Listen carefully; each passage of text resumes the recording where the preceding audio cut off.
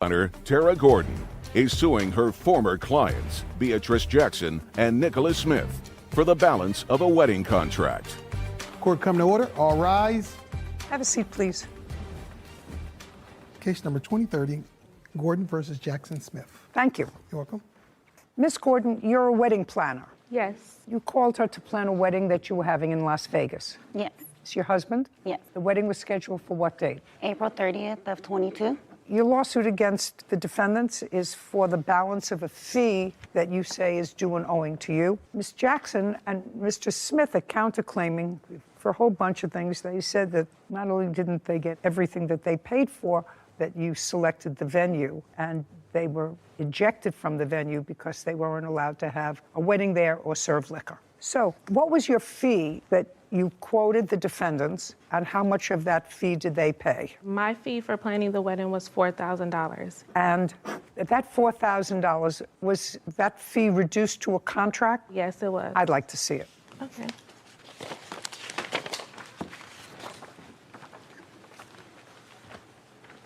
Ms. Jackson, this your first wedding? Yes. And yours? Yes.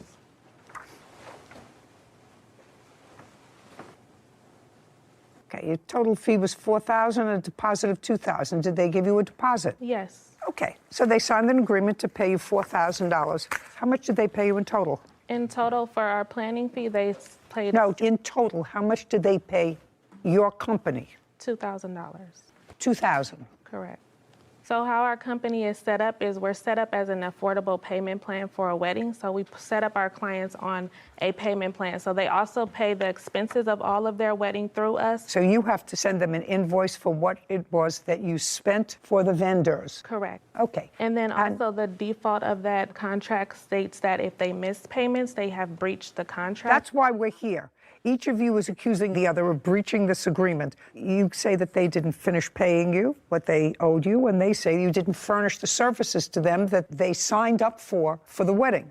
They gave you $2,000, and the wedding was supposed to be held where? The banquet hall. Did you send them a deposit?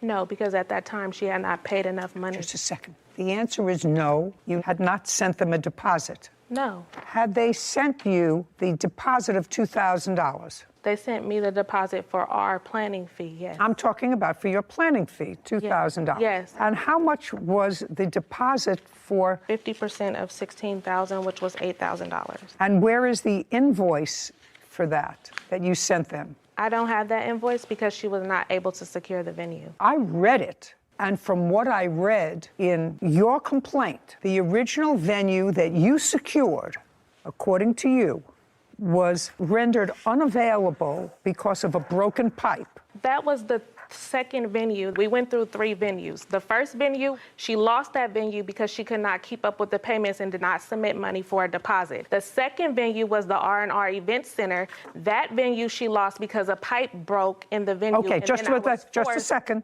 R&R Event Center. And when was that taken? That was booked on March 11th, 2022. And I do have the invoice for that. And how much was it? $2,250. Okay, that's much better than $8,000. Okay. Did she put in a deposit? Deposit was made from the monthly payments that she makes towards her wedding. Show me invoices that you sent her every month. Yes, I have that. Well, I'd like to see them. This is the statement of the account. It lists all the invoices that she was sent on a monthly basis. So she paid you the $20,000 that was invoiced. Her wedding cost a total of $23,600. No, that's not what I said. Opening balance was zero. Invoice $20,451.57. Paid $19,356.57. That's what this says. Uncross your arms. Correct. No, that's okay. That's so correct. She paid for everything. Now. No, she didn't pay for everything because, as I just stated, her wedding cost a total of $23,651. No. Let's go back to, because I see that we're not getting anywhere. Before her wedding, before anything happened, before she said, I do, and before he says, I take you, she paid practically $20,000, which was your original estimate and her budget for the wedding. There's just a second. That's either a yes or a no. Before the wedding, your original budget that you were given by the defendant, I read the papers, was $20,000. So, and as That's either a yes, I read the papers, or a no. Yes, that is the budget she stated she would like to stay around. But however, in planning a wedding, you cannot give an exact of how it's going to cost. I didn't say that. I didn't, madam, pay careful attention to me.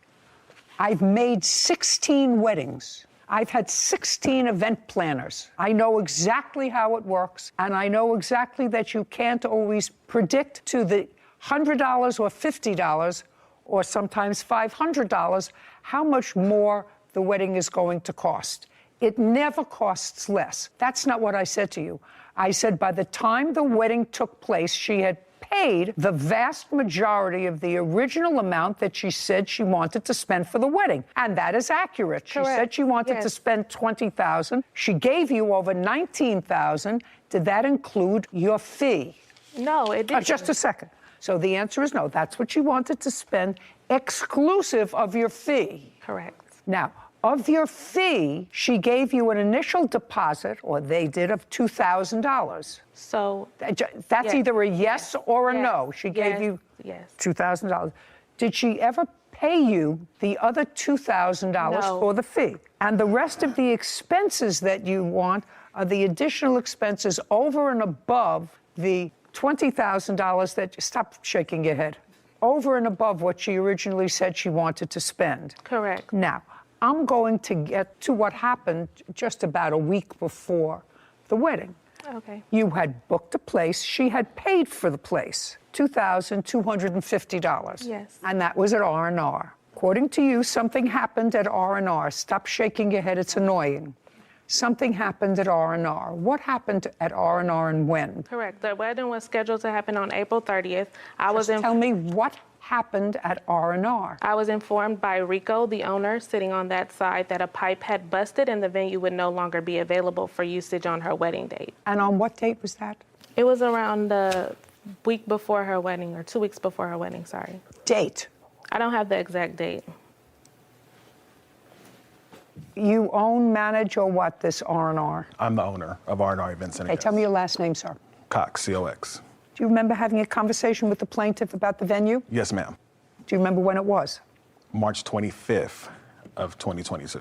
Can you tell me what you said to her and what she said to you? We had a conversation. I'm like, hey, problem with my venue. I had a pipe that busted. I won't be able to host her wedding. Well, the reception, I should say. So I informed her I can put her in contact with other venues that I may know, or I could send her back the deposit. She asked for the deposit back. I sent the deposit back probably within the hour. How much was the deposit? $2,250? No, ma'am. How much was it? $1,125, which was half. So 50%? Yes, ma'am. So you sent her back the deposit? Yes, ma'am. Did you receive the deposit, Ms. Gordon? Yes, I did. The wedding wasn't until April 30th. So you had plenty of time. Well, not plenty of time. You had time to look for a new venue, or else they were going to have to change the date. Correct, and they found it. Shh. What venue, you can sit down, Mr. Cox, thank you very much. What venue did you select? And had you ever used them before? No, I had not. I never worked with a challenge budget like this for a venue. If you don't like the budget, don't take the gig. Yeah, I won't. And that's where the reception was held. But that venue was not allowed to have this kind of party. I was not aware of that until the day of the wedding. That's your problem. Mm-hmm. That's not their problem. They hired you as an event planner. They did, and they got a wedding. The wedding went the entire time. The wedding was not closed until after the wedding had already ended. So they used the venue regardless. Okay. Miss Gordon, it's your job as the event planner, which is what I don't understand you being here. Mm-hmm. It's your job as the event planner. They don't live in Las Vegas. Mm-hmm. That's your job to ensure that the place that you select is a venue that's capable of performing the duties that you outlined in your contract, which means they serve food, they're allowed to serve liquor, they're allowed to dance, they're allowed to host an event of how many people? It was supposed to be 120, but all of my guests didn't get their invitation. So. Okay, so over 100 people. Your Honor, it wasn't that they were not allowed to have the wedding there. They were allowed to have the wedding there. What they were not allowed to do was the business was not allowed to operate after a certain time, and that is what the business owner produced to us. Just a second. You want to show me a contract that she signed with that business owner? Ms. Gordon? Yes, I do. Yeah, I would like to see the contract that you signed with this business owner.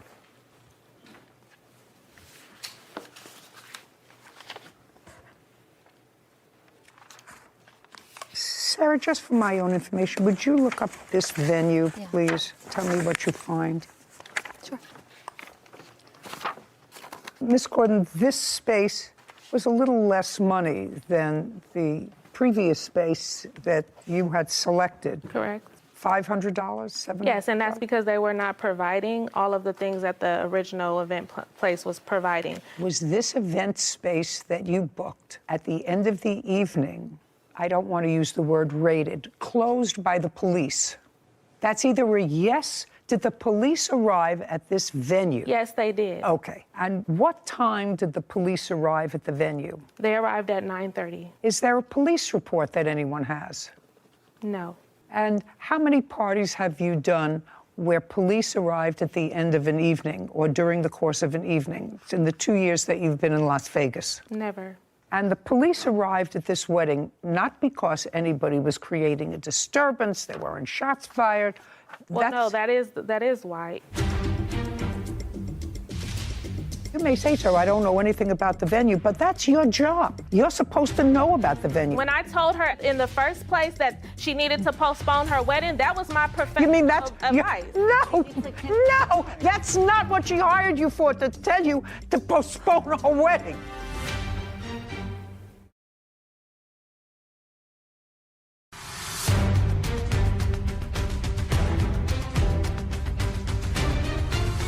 Wedding planner Tara Gordon claims her former clients, Beatrice Jackson and Nicholas Smith, owe for the balance of their wedding.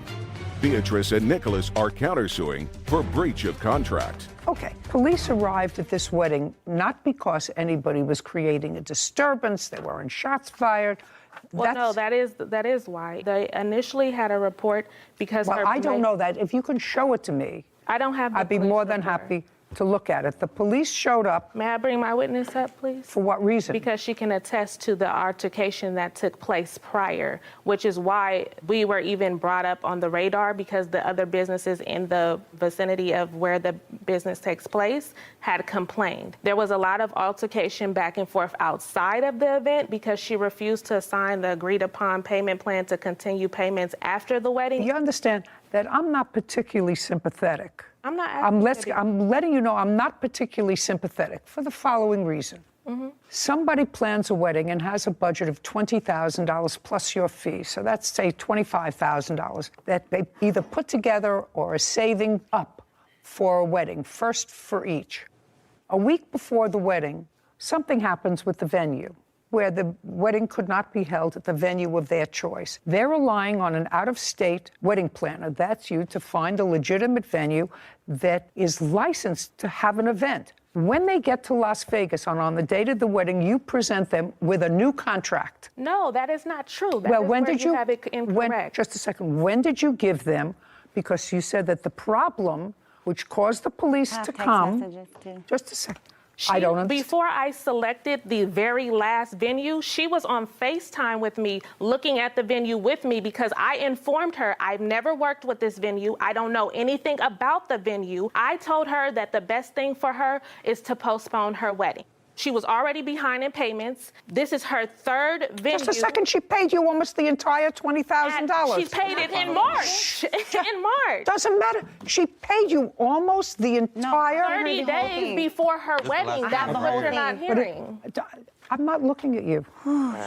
Before her wedding, she paid you almost the entire amount of the $20,000 that she originally gave you as a budget before the wedding. If you look at the contract, it says that you're going to make monthly payments so that we can adequately plan your wedding. You booked me back in 2021, almost a year before your wedding. The wedding was to be planned over the course of that year. The initial venue that I have worked with, that I know is reputable, she ended up not paying the deposit on time, so they had to move forward with another date. After that, I didn't get any payments from her until March, when she got her tax return. And then at that time, I was forced with less than 60 days to try to find another venue, in which I did, which was our event space. And then a pipe busted in that event space. And then I was forced to find another venue for her. I told her back in January, the top of the year, you need to postpone your wedding. Before invitations went out, before of all of that,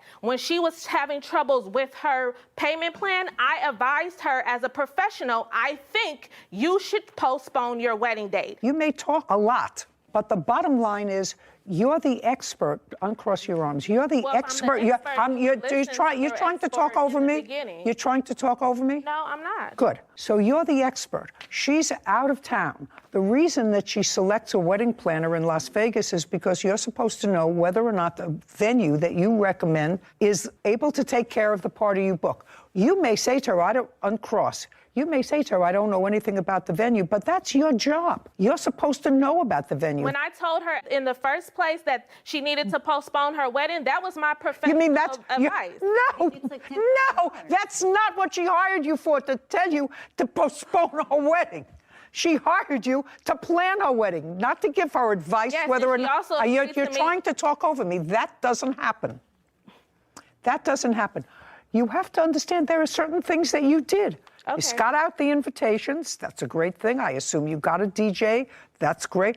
All of those things. The wedding itself, to me, was problematic. If my wedding ended with the police coming to the venue, and it turned out that the venue was one where you weren't allowed to have that kind of an event, I would be annoyed at the wedding. We're allowed just to have a wedding. No, they weren't. The police officer. The contract clearly states that. I don't care what it states. That's not what the police officer said. And you know because you have a police I don't report. care what You it spoke to them? No, I don't you were care what it escorted out. states. You started to tell me before that the reason the police came there is because there was an altercation about you giving her another contract on that date, and there were words outside, and people were complaining, other people who were in the air. That's not what I said. What did you say? The night before her wedding, I explained to her. I want to know what's happened on the date of the wedding.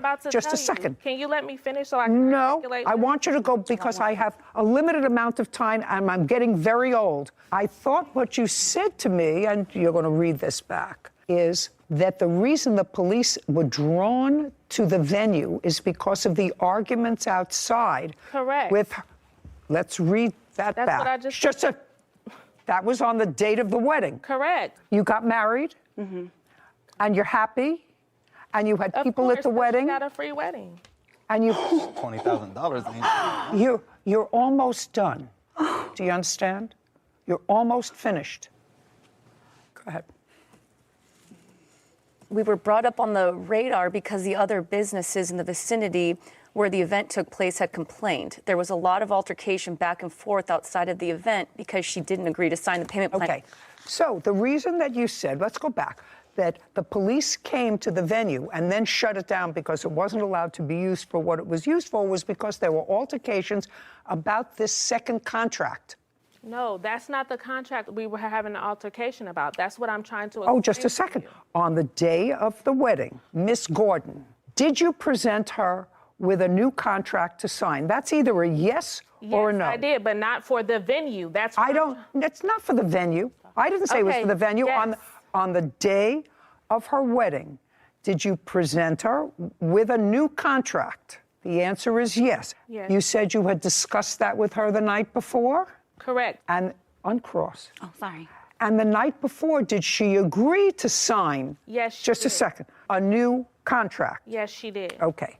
And the new contract provided for what? The new contract that she was supposed to sign Provided for what? provided for the remainder balance of the $23,681 that her wedding actually cost. Because she had only paid $19,000, you have the sheet, so I don't have the have it, exact number. but 19,356.57. Correct. So since she had only paid that amount and the total expenses for her wedding were $23,681, so Okay, the and night so what- before she so agreed what- to make a payment plan with me to extend her payments beyond her wedding date to pay off this remaining balance. And is that what she agreed to on the phone? Is that what you're saying to me? Correct. She agreed with She you agreed on. if we- Shh.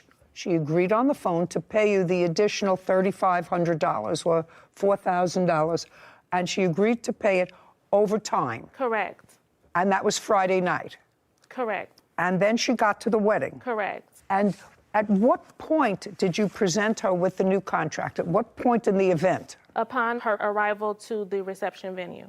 Now, what happened when you got to the reception venue? You'd already gotten through the ceremony, so you're already married. What time did you get to reception? So the reception was supposed to start at 5. It was supposed to start at 5, but when we got there, she wasn't even done decorating.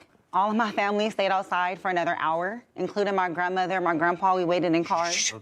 Okay. I said it was supposed to start at 5. At 5. This venue that I have here someplace, you have it? I think it was supposed to start at 5:30 and end at 10:30 per the contract. Okay, thank you. Was it supposed to start at 5:30? Yes. What happened at 5:30, Ms. Gordon? I presented her with the contract, and then she refused to sign it. Her guests were waiting outside because she was refusing to sign it. When she refused to sign it, because our agreement was she was going to sign the agreement before we started the reception. When she said that she did not want to start the reception, I responded and I said, we will pack all of this up and my staff and I will leave because now we're not being paid for our services. What time did the police arrive? I'm telling you, I would be furious if I spent $20,000 for a wedding and my evening ended by the police having my guests leave. Furious.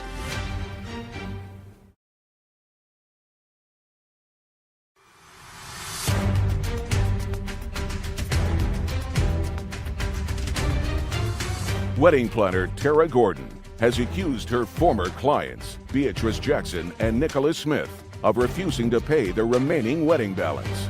Beatrice and Nicholas claim Tara booked an illegal venue for their reception. So, what time did the police arrive? The police arrived at 9:30. And did the police tell everyone to leave? Yes, they did. And told everyone that they had to leave? They arrived and they told me that everyone had to leave. Whether they told you or whether Yes. they told them. Yes. They said the place had to be clear. Correct.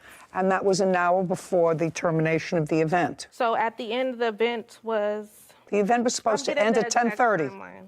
Police arrived at 9:30. That's according to you. That's an hour short of the event time she was supposed to have at the venue. No, the event was supposed to end at 9:30. This is her timeline of events that was supposed to take place. this is the contract. That's the time that I have the venue too. I have to clean up. The agreed upon timeline is here. The wedding was supposed to end at 9:30, giving me an hour to clean up. I'll take a look at what you have. I'm just telling you that this is the signed contract. That's signed between me and the venue because they were giving me an extra hour to clean up. That doesn't say that in here. Because I booked it for a timeline. I booked it from 5:30 to 10:30. I outlined everything that takes place. It ended at the last song of the night was at 9:30. And she went through the last song. We made it through the last song of the night on time. Could I take a look at that? I just can't wait till it's my turn. Well, the last song of the night was supposed to start at 9:30. Yes, and it started earlier because we made it through and she was done dancing. And by the time the police came, it was just mingling and dancing going on. So she had made it through her entire wedding reception is what I'm trying to state. Yes, Mr. Cox. Please. Hey, Your Honor, I'm back. That's not true. The police actually came at 9 o'clock, and Were you there? I was the DJ.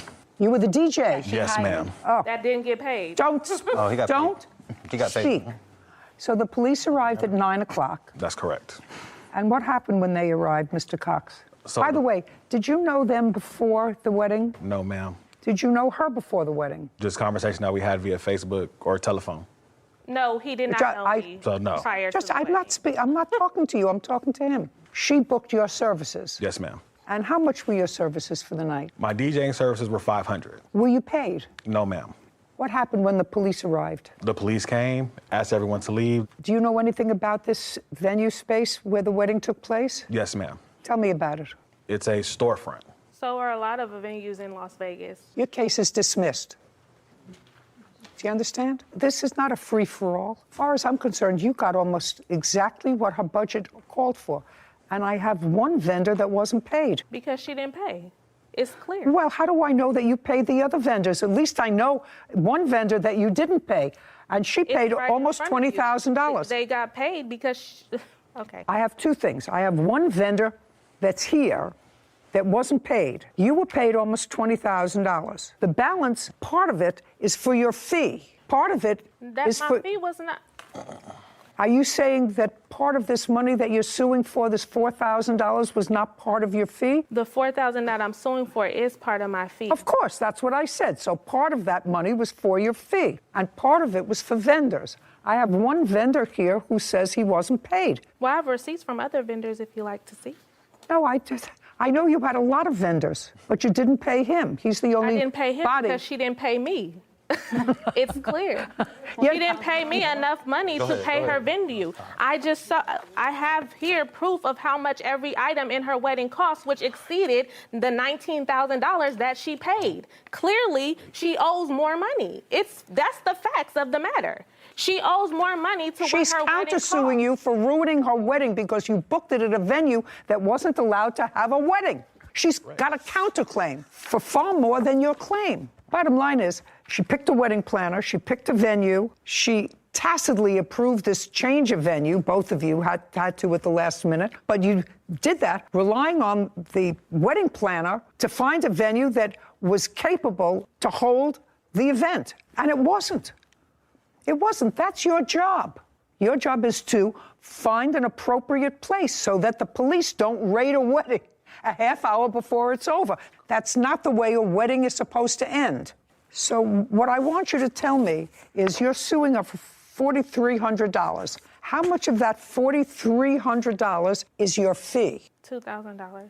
And you didn't pay him? No. So that's 24 minus 500. You didn't pay him because you have to pay him. I paid him. Part Well, of he's it already was to paid. pay him. I'm deducting it. Okay. I'm not paying you for your fee. Okay. You booked the wrong space for your fee. So far, I have $1,825. Other than the DJ, who else didn't you pay? I'm very clear. Can I? Other than the DJ, he's going to tell me, the DJ is going to tell me, other than the DJ, who else didn't you pay? Mr. Cox, could you stand up, please? You seem to want to tell me something, and since you didn't know either one of these parties, I'm going to let you tell me. Do you know any other vendor other than you who wasn't paid? The bartender also was not paid. Bartender. That's correct. Which is his wife. That's correct. I don't care if it was his wife or not, it was the bartender. Right, but what I'm saying was the bar was Just a sec. included. How much were you supposed to pay the bartender? The bar and the bartender came with him. He offered to do the bar and to DJ because his pipe busted. So what I'm saying is, he said, I'll bring my bar and I'll do a cash bar, meaning Oh, that... that's because a bar you can't have for $500. So right, we'll but do he a was cash doing a bar. cash, correct. Did you do a cash bar? Yes, ma'am, I did. Okay. So you made some money off the cash bar? Yes, ma'am. Yes, of course. Got it. Now you can sit. So what you paid him was $500 for both. And $150 for the bar. $650 total. That's what he charged them outside of the wedding. This is a very easy case for me. You were paid almost $20,000. I wasn't paid anything. I was Yes. paid $2,000. And I would feel doubly furious if on the day of my wedding, as a new bride of an hour, the event planner said to me, you can't go in unless you sign this contract, modifying our first contract. The contract was not to modify. Your case is the dismissed. contract. We're done. Okay. This court is adjourned. So you counterclaim. There are some things that I realized that, I could have done better. Basically, 10 days before the wedding, add additional $4,000 on top of $20,000. That never happened. It was just her way of just trying to come up on more money, in my opinion. At the end of the day, she had got her wedding. I'm actually sometimes surprised at professionals like this woman, who is an event planner, has a reputation. She was almost fully compensated for this event. And the wedding was, if it were my wedding, I would say, it's ruined by having a police shut it down. We had a wedding a month ago. Mm-hmm. What would you think if the police? You would not be happy if you paid any amount of money to a professional and had that happen. I really thought it was outrageous. The whole thing was just tacky, waiting outside the venue when she got there from the ceremony, and before she could go in, she had to sign the contract. That's really not what you do as a professional. Bad business. He's suing videographer Ramsey Hill for breach of contract. Court come to order. All rise. Have a seat, please. Hello, Judge. Case 2057, Hay versus Hill. Thank you. You're welcome. Mr. Hay, you're a musician. I am a songwriter and I Sing song. I don't play the instrument, Your Honor. That's music. Yes, ma'am. Mr. Hill, you make music videos. Yes, I have a video production company. For how long, sir? Since 2006. Do you have employees? No. Just you? Yes, ma'am. Do you have a place of business? Yes, I work at my home. So your place of business Is the residence. Do you have a studio in the residence? No, we do not. Where do you record this music? Most of the time we do it on location, but I haven't done a music video in almost 10 years. When you say you have a video business, you haven't done music videos. Right, You yeah. have done what kind of videos? Well, we've done a small film. We have a 3D full-length original animation that we do. We also have a network that we show podcasts on. We have a health and fitness show, and we was working on a reality TV show and an entertainment news show. I still don't understand how you make a living. Working on, thinking about being in this business myself, that doesn't produce any income. How do you earn a regular income? Oh, I have a regular 9-to-5 job besides. Oh, okay, doing now that's where we go. Yeah. So your 9-to-5 job is what? Right now I'm an insurance agent. Do you advertise making videos? Absolutely not. The only reason I did this was as a favor to a friend. Well, you didn't do it for a favor because you were charging him. No, the only reason I accepted to do the video was because a friend asked me to meet with him. I understand that. Yeah. But you weren't doing him a favor because you were charging him. No, I was doing the friend a favor. I wasn't doing him a favor. No. Right. Mr. Hill, if somebody says, listen, I have a friend who wants to make a video. I know you've got a setup in your house where you could do that, or you do it on location. Would you like to be introduced to him? And you say, sure. That doesn't mean you're doing him a favor. So you haven't made a music video in 10 years. You're an insurance agent. And you met with Mr. Hay on what date? I'm not really sure. On what date, Mr. Hay? We met sometime in early April, late March. Did you have a written contract? Yes, ma'am. And that was to make certain videos. Yes. I'd like to see the written contract, please. This lawsuit seeks a refund of the money that you gave to him because the entire contract was not fulfilled. That's what the case is about. That is correct. Okay, so there is a full and complete agreement. Was this the only agreement there was in writing? That's the one for that one. That's the one for what? For that particular item, there's another one here. Well, that's what I wanted to know. There's one to produce 3 videos. That is correct. Okay. Is there another written contract? He said this is not a contract. Well, but I'm asking you, is there another written contract that you're relying on? Because he was supposed to make 3 videos, and the cost of the 3 videos was $1,500? $3,000. $3,000. And then there was an additional agreement for the live performance, of which he demanded $1,500 from me. Okay. Okay, And that's then right. there's, That's not just a second. correct. That's not correct. Just a second. So it is your claim that in addition to the $3,000, $1,500 of which you paid to him, correct? Yes, ma'am. There was a subsequent contract afterwards for an additional item. I'd like to see that. For the live performance on I May understand. 1st. Okay. You wanted to do something live on one of his radio stations. Or... Mr. Hill. No, I'm going to read this. Okay, ma'am. Okay. Let's deal with the easier one first. Did you receive the $1,500 for this contract? Yes. And that was for a live performance on one of your outlets. Right. And that was to take place on May 1st. May 1st. And did it, in fact, take place? No. Did it, in fact, take place? Not at all. Well, so then he gets his $1,500 back. That's one. Thank you, Your Honor. But I'm not asking you anything. There's nothing else that you have to tell me about that, right? You paid him $1,500. Yes, ma'am. You didn't do a live performance. You get your $1,500 back. Yes, ma'am. Now, with regard to the 3 videos, you've given him a total now of $3,000? $1,500, Your Honor. How much did you pay him on this? For the videos, Yes. I gave him $500 up front to start off on that project.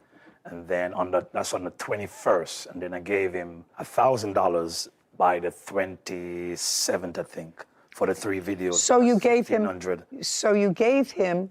The 3 videos were supposed to be $3,000, and you gave him $1,500. Yes, ma'am. Okay. How many videos were produced for you? 1.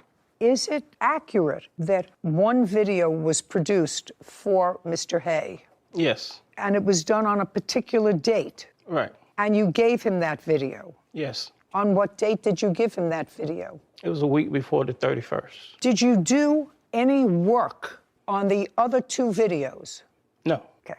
Each video was supposed to cost $1,000. Yes. Dollars. And you received 1 video. Yes, ma'am. And you paid him $1,500 so far as down payment on 3. So you have $1,500 that you believe is coming back to you from that amount of money, in addition to the $1,500 that I've already given you. No, the $1,500 covered the first video. It wasn't a breakdown like he's trying to make it into 3 videos. No, the $1,500 was the cost, was the full cost for the first video. Does it say that in here? He's not giving you more money back. No. He's not giving you more money that you gave him. Do you understand? He's giving. Your Honor, may I say this, please? You could say whatever you want to say. And later today, Well, you have a defense for not paying rent for those 3 months, which you clearly occupied her premises. Who wants to tell me why you didn't pay rent?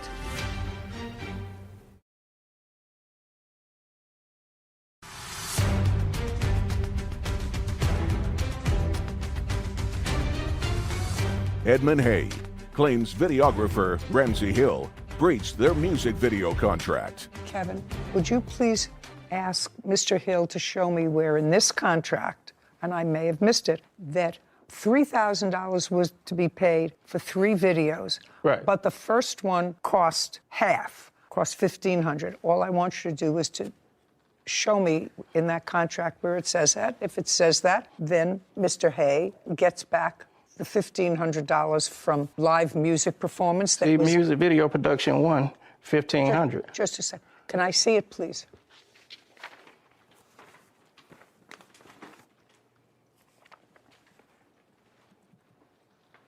Yes, it does, Mr. Hay. Yes, That's exactly what it says. It says music video, the first production is $1,500. Okay. And you got 1 produced video, correct? Correct, ma'am. Okay, well, So, and you're absolutely right. What? so the reason why I'm suing him for the extra $1,000, Your Honor, is for the live performance that he didn't perform. I had to hire 2 other persons to That's not his problem. He didn't perform. He didn't He didn't do the live performance. No, first of all, and you're getting your money back. He's not giving you more money back. No. He's not giving you more money that you gave him. Do you understand? He's giving. Your Honor, may I say this, please? You could say whatever you want to say.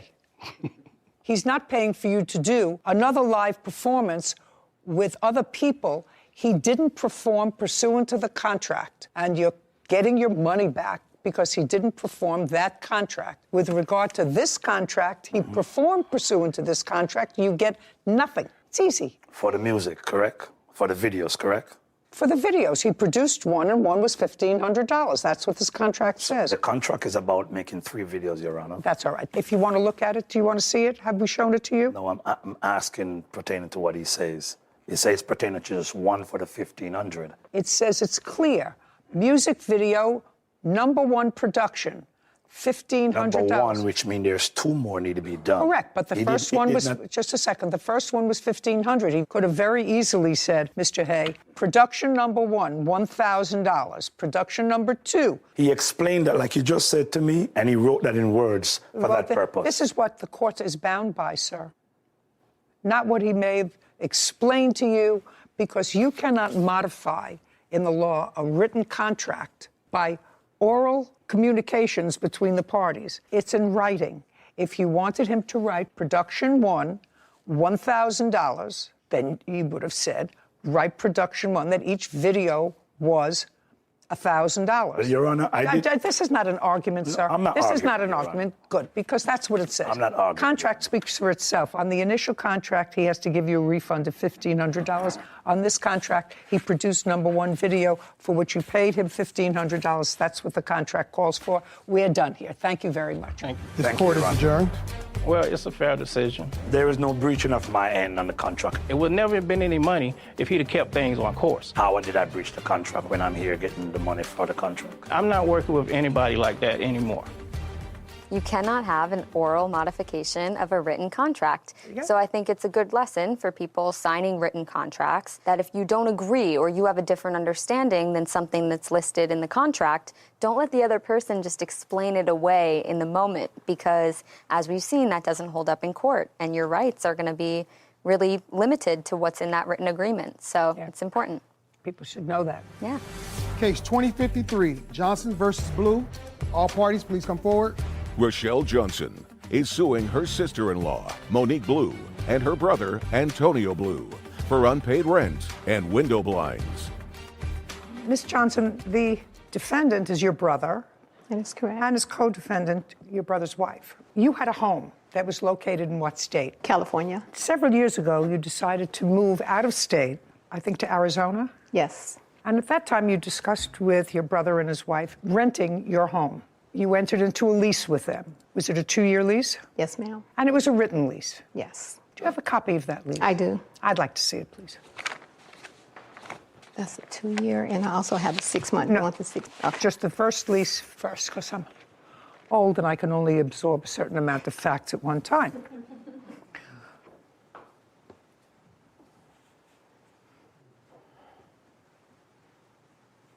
It's a pretty straightforward lease. It's a lease for 24 months, starting the 1st of July, 2019, and terminating on July 1st, 2021. $1,600 a month rent, there's a small security deposit, and all the other terms and conditions are rather standard. Your complaint says that when you went to the state of Arizona, ultimately you ascertained that your health coverage, your lifetime health coverage, was not covered in the state of Arizona. You decided you wanted to move back to California. You don't even have to give a reason why you want to move back to California. You can move back to California into your house on July 1st, 2021. You understand that? Yes. Great. And you came back to California on what date? I don't recall the exact date, but I also extended a 6-month. I understand. When did you come back to California? In March. That's what you said here. I think in March. Okay, right now I don't recall. I think in March of 2022 is when you ultimately came back because they vacated sometime the beginning of March. No. I came back prior to that. I stayed with my son for a year until the lease was up. Yes, ma'am. Your son lives in California? Yes, Beaumont, California. Now, I'd like to see the extension of the lease for 6 months.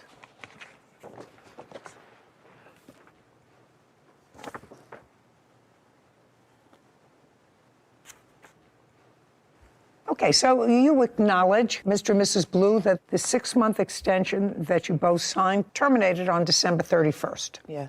Did you vacate the house on December 31st? No, we hadn't found a place yet. That's not her problem. That would be your problem. Did she give you permission to stay beyond December 31st? On what date, sir, did you close on that property? I can't remember offhand. We're not talking about so long ago. February 7th is listed as the closing date. That sound familiar? That's what it says. Yes. Well, then you had 3 weeks to move in.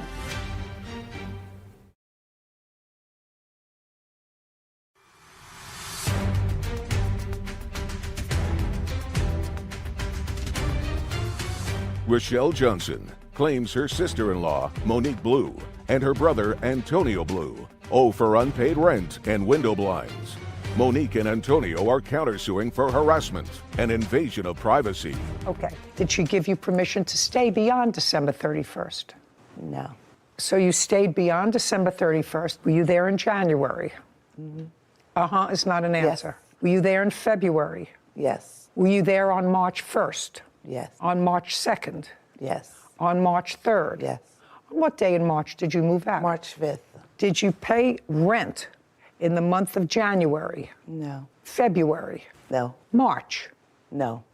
Okay, that's what she's suing for. Right. Well, you have a defense for not paying rent for those 3 months, which you clearly occupied her premises. Who wants to tell me why you didn't pay rent? She told us in the beginning we were supposed to buy the house.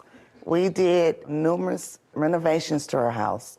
We cleaned it up. And when we first moved in July 1st, it wasn't move-in ready. I don't care. You lived there. Not only did you live there, you executed a second lease for another 6 months. You lived there from the beginning of the lease up until March 5th, which is 3 months beyond when you were supposed to be there. I'm waiting for a defense and not paying rent. Yes. For July 2019, when we first moved in, the house was hideous. She had stuff in every room. We weren't able to move our stuff in. Did you live there? Yes, we had nowhere else to go. I don't care.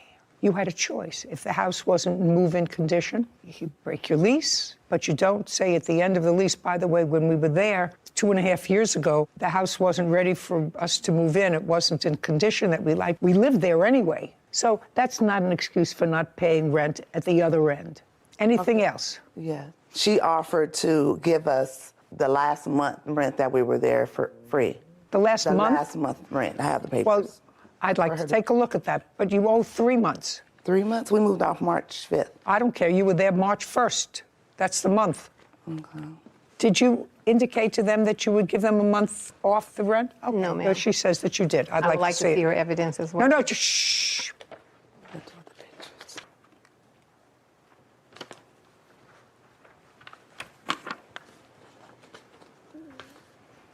No, she agreed to waive the final month's rent for the period of April 1st, 2022 to May 2nd, 2022. You were gone in March. Right. And your lease, for some reason, she agreed to waive rent for a month that you weren't there. She didn't waive January, February, or March. She agreed to waive it April 1, 2022 to May 2nd, 2022. That's no evidence that she waived any rent. We moved out in March 5th. Why do we still owe her for March? Because you were there in March. Okay. If she was using the premises as a rental premises and you were leaving at the end of February, then she would have been able to rent her premises beginning March 1st. You don't move out until March 5th. The beginning of March. That means she needs a couple of days, or any landlord would need a couple of days to put the place in order and re-rent it. They wouldn't be able to re-rent until April. So you were there. Is there any reason you stayed until March 5th instead of... Just a second. You didn't let me finish the question. Is there any reason why you didn't move out the last day in February and instead stayed into March? Because our house wasn't ready yet. What do you mean it wasn't ready? We wasn't ready to move in there yet. What was wrong with it? Where did you move? Victorville, California. Okay. To what kind of property? We bought a house. Okay. When did you buy the house? What month? We get close January something. So you bought the house in January. Mm-hmm. When you inspected the house that you bought, did you buy it furnished or unfurnished? Unfurnished. Did you have furniture in the plaintiff's house? Yes. You'll give her the address so she can check. Yes. Great. Sarah, just look it up for me, please. On what date did you close on that property? February? No, don't. February. On what date, sir, did you close on that property? It's probably in the record. I can't remember offhand. We're not talking about so long ago. Is there an address? February 7th is listed as the closing date. 2/7. So the house became yours on February 7th. That sound familiar? That's what it says. Yes. Well, then you had 3 weeks to move in, to get it ready. Yeah. Okay? Well, All right. Fine. So you owe her 3 months' rent at $1,600 a month. What about the renovations we did to our house? Who cares? I live in a place for a couple of years, and I make changes to the place that I find make it more comfortable. There's nothing in this lease agreement that says that she has to reimburse you for things that she did, and this is not a rent-to-buy agreement. This is a straight tenancy agreement. We were supposed to buy her house. There are agreements that are rent-to-buy that list what the rental is and what the ultimate purchase price will be, and whether or not you can deduct the rent that you've paid or a percentage of it from the total purchase price, or whether you cannot. This is a straight rental agreement. So if you made improvements in the house, if you painted it, if you put in new carpeting to make it more comfortable for yourself, you don't get reimbursed for that because there's nothing in your lease that requires her to reimburse you for any improvements that you make in the house. You're bound by the four corners of the contract that you signed. Well, what about how the conditions that we moved in? Well, that she doesn't. Yes. By living there for 2.5 years, without, I assume, unless you can show me, without, I assume, a written complaint to her. Do you have that? Do you have a written complaint? No. I asked you, sir. I have pictures. $4,800. Judgment for the plaintiff. We're finished. Thank you. Your counterclaim's dismissed. It's ridiculous. My mother's deceased, and it would actually hurt my mother to see us in court today. And that's my only regret, that I had to do that. We're done. The bottom line is, I am back in my house. So I had a thought about that case because going through college, I think the first time I saw a lease was my sophomore year or so when I moved off campus. And my dad, luckily enough, was there to help me look over it and sort of teach me what a lease was, what the different sections meant, what I should really be looking out for. So in my mind, it would make sense for colleges to offer a basic life skills course to teach young incoming freshmen how to read a lease, how to negotiate on your behalf. Did they offer that class at all to undergraduates? It seems specified to business students or closed off to certain majors, just to have some guidance. Dean Miller is suing vehicle owner Robert Pena for damage after his 17-year-old son hit Dean's car. Court come to order. All rise. Have a seat, please. Hello, Judge. Case 2076, Miller versus Pena. Thank you. You're welcome. Mr. Pena, is that your son? Yes, it is. The one who was driving the car? Yes. Okay, good. You stand up next to your father. Mr. Miller, is your claim that the defendant's son hit your car that was parked in a parking lot? Yes, Your Honor. And it was parked in the parking lot of a high school? Yes, Your Honor. Do you work in that high school? Yes. As what? I'm a teacher. What do you teach? I teach what's called on-site continuation. It's a continuation classroom for 10th through 12th grade students. Do you go to that school? Yes, Your Honor. Okay. On what date did you park your car when you allege it was hit? That was on March 8th, Your Honor. You were in school that day. Yes, Your Honor. Now, you should know that in reviewing this case, Mr. Miller, because he was not there when his car was hit. Correct. Correct? And so he alleges that it was you who hit his car and then left the scene. Your father said it was not you who hit his car, and there's no proof that it was you who hit his car. That's what your father said. Before you answer my questions, I'm going to tell you that Mr. Miller has a video that he says was taken by school cameras that were zoned onto the parking lot that demonstrates that you actually did hit his car and leave. Do you understand? Yes, Your Honor. So now we're going to go back to March 8th, and you're going to tell me what happened with Mr. Miller's car. So I drive myself to school every day, or at the time I was driving myself to school because that was my only way of getting to school. Did you have a driver's license? At the time, no, I did not have a driver's So you were driving a car without a driver's license. Yes, Your Honor. And what kind of a car were you driving? It was a 1991 Camaro. Where did you get the car from? Me and my dad had gone off the street. It was a project car. How old are you? 17. Did you try to take a driving test? Yes. When? Back when I had turned 17, actually, in February of last year. And you didn't pass it? No.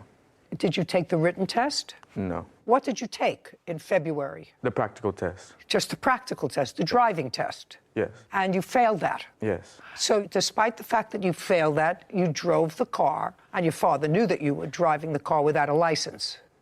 That's a yes or a no? Yes. Was there insurance on this car, Mr. Pena? No, there wasn't. So no insurance, no license. So far, not good parenting. You understand that, Mr. Pena? Yes. Great. Okay, so you drove yourself to school and? There's a parking lot that all the students, teachers, anyone who goes to school, really, they can park Yes, nobody suggests you were trespassing in a place you weren't supposed to be. Yeah, so every morning I would park in... Not everyone, look at me. That day, Mr. Miller's car. Yes, Your Honor. That day, March 8th, I came to school as usual and I parked in my area, and then one of the on-school deputies that the school has, he pulled up right behind me as I parked, and he asked me for my information, he asked me for my name, my school ID. I want to know what happened with Mr. Miller's car. Oh, nothing happened with Mr. Miller's car. So what you're telling me is that you did not hit Mr. Miller's car. Is that what you're telling me? Yes, Your Honor. What car were you driving that day? 1991 Camaro. What color is it? Red. How long have you been going to that school? It's my 4th year going. How many other people drive a 1991 Camaro? Red. Nobody. Nobody. And so I'm going to watch this video. Sarah, do we have the video? I have it. So, there. Wait, you'll see it. Okay. You had a truck. Yes, ma'am. Okay. Okay. So There's no question you hit the truck. Do you want me to show you the video? No, Your Honor. Well, if you don't want to see the video, that's because you told me a lie. Oh, yes, I'd like to see the video. Absolutely. Going to watch very carefully, you pulling into a spot and the truck moved as you were pulling in. Have they shown you the video, Mr. Pena? They show me a different version of that video. Well, I've just seen the version that I saw. Got it? Yes, Your Honor. Saw the truck move, did you? Yes, it did. When you were pulling in next to it? Yes, I was. When you were pulling in next to it? So that didn't happen because there was an earthquake. That happened because you hit the truck. Yes, Your Honor. Fine. Now we understand each other, Mr. Pena? Yes. Great. That's a yes. Okay. Can I see pictures of your truck, please, and the estimate to repair it? Yes, Your Honor.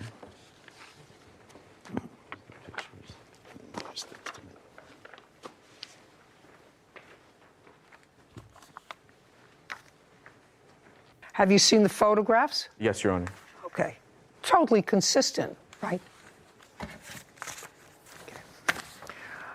Mr. Miller, you're from California? Yes, Your Honor. Do you regularly teach today? Yes. So you had to take a day off. Yes, I have a substitute today, yes. How many days off are you allowed? 10 per year. I've accumulated quite a few because I don't take many days off. You get paid for those days? I get compensated because I have sick days or personal necessity days. The reason I'm asking you these questions, Mr. Miller, because it's no question that you are entitled to have your car fixed.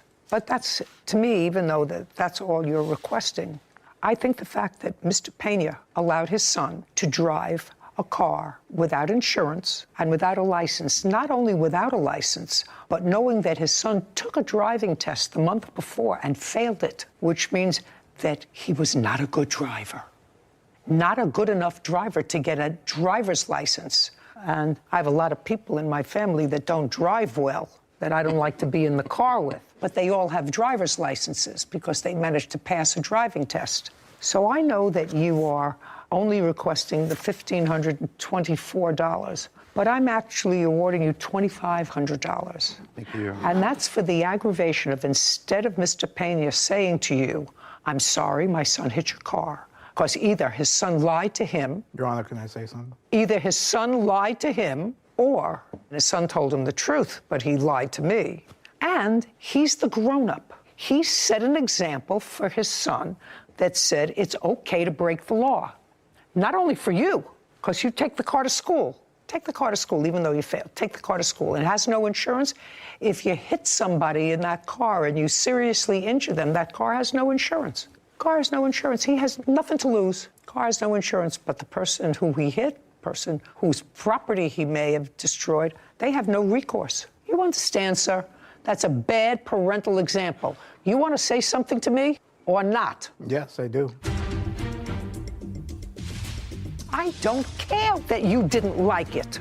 That's not, as a parent, the lesson you should be teaching. And whether or not you like the way the sheriff spoke to him, that is totally irrelevant to me. Later. I paid as much as I could supporting him. I wasn't getting paid rent for his room. What happened is you both sort of took advantage of this rent moratorium. Not true.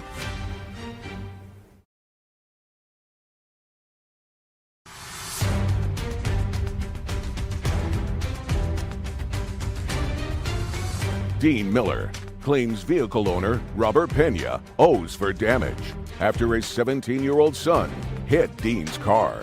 Go ahead. My thing I didn't like was how he got approached. I don't care whether you like it or not. That's what I do. I don't care whether you like it or not. Did your son come home from school that day and say, I hit somebody's car? No, he didn't. No, he didn't. Nowhere. And just a second. And when you asked him whether he hit somebody's car, what did he tell you? Just be careful. He said, I think. He felt intimidated just a second. by I think. the sheriff and him. I don't care that you didn't like it. That's not, as a parent, that's not, as a parent, the lesson you should be teaching. First of all, you allowed your son to violate the law. You allowed it.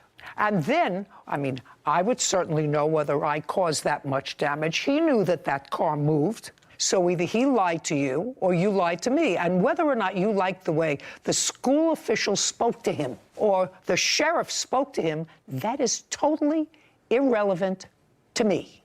That shouldn't be the takeaway from this. The takeaway from this is you're supposed to follow the rules. The rules are meant for everybody, and that includes you and your kid. Judgment for the plaintiff in the amount of $2,500. We're finished here. This court is adjourned. Police officer came behind me when I parked and accusing me that I'd hit someone. The school deputy saw the video, knew the car, so he approached the student. The person who I supposedly hit came out with a megaphone yelling at me. There is no megaphone, so I don't know where that came from. Telling me that I'd hit him. So I was kind of like freaking out. I didn't really know what to think. If it happened to me, he could hit someone else. And I didn't know I hit your car. Like, did I hit your car? Like, I didn't even know what to think. I could have sworn I did not. This was fortunate that it was just a parked car in a parking lot. It is time to get his license, yes, that's correct. It is time to get the car fixed and just get some closure on this. In our family, we would call that contact a love tap. And as someone who has had a few run-ins potentially with stationary objects, I will tell you. Not potentially. I will tell you, you know when you hit a stationary object, even if it's just a light little love tap. So I just thought it was outrageous that the defendants, father and son, they knew that there was a video and still took the position of, nope. Well, his father's position was, I didn't like the way they spoke to my son, and therefore, I'm not responsible. They shouldn't have spoken to him. I mean, he's 17 years old, but he looks like a man. He's taller than his father, you know. You have to take responsibility. But you have to take responsibility and not drive a car, especially.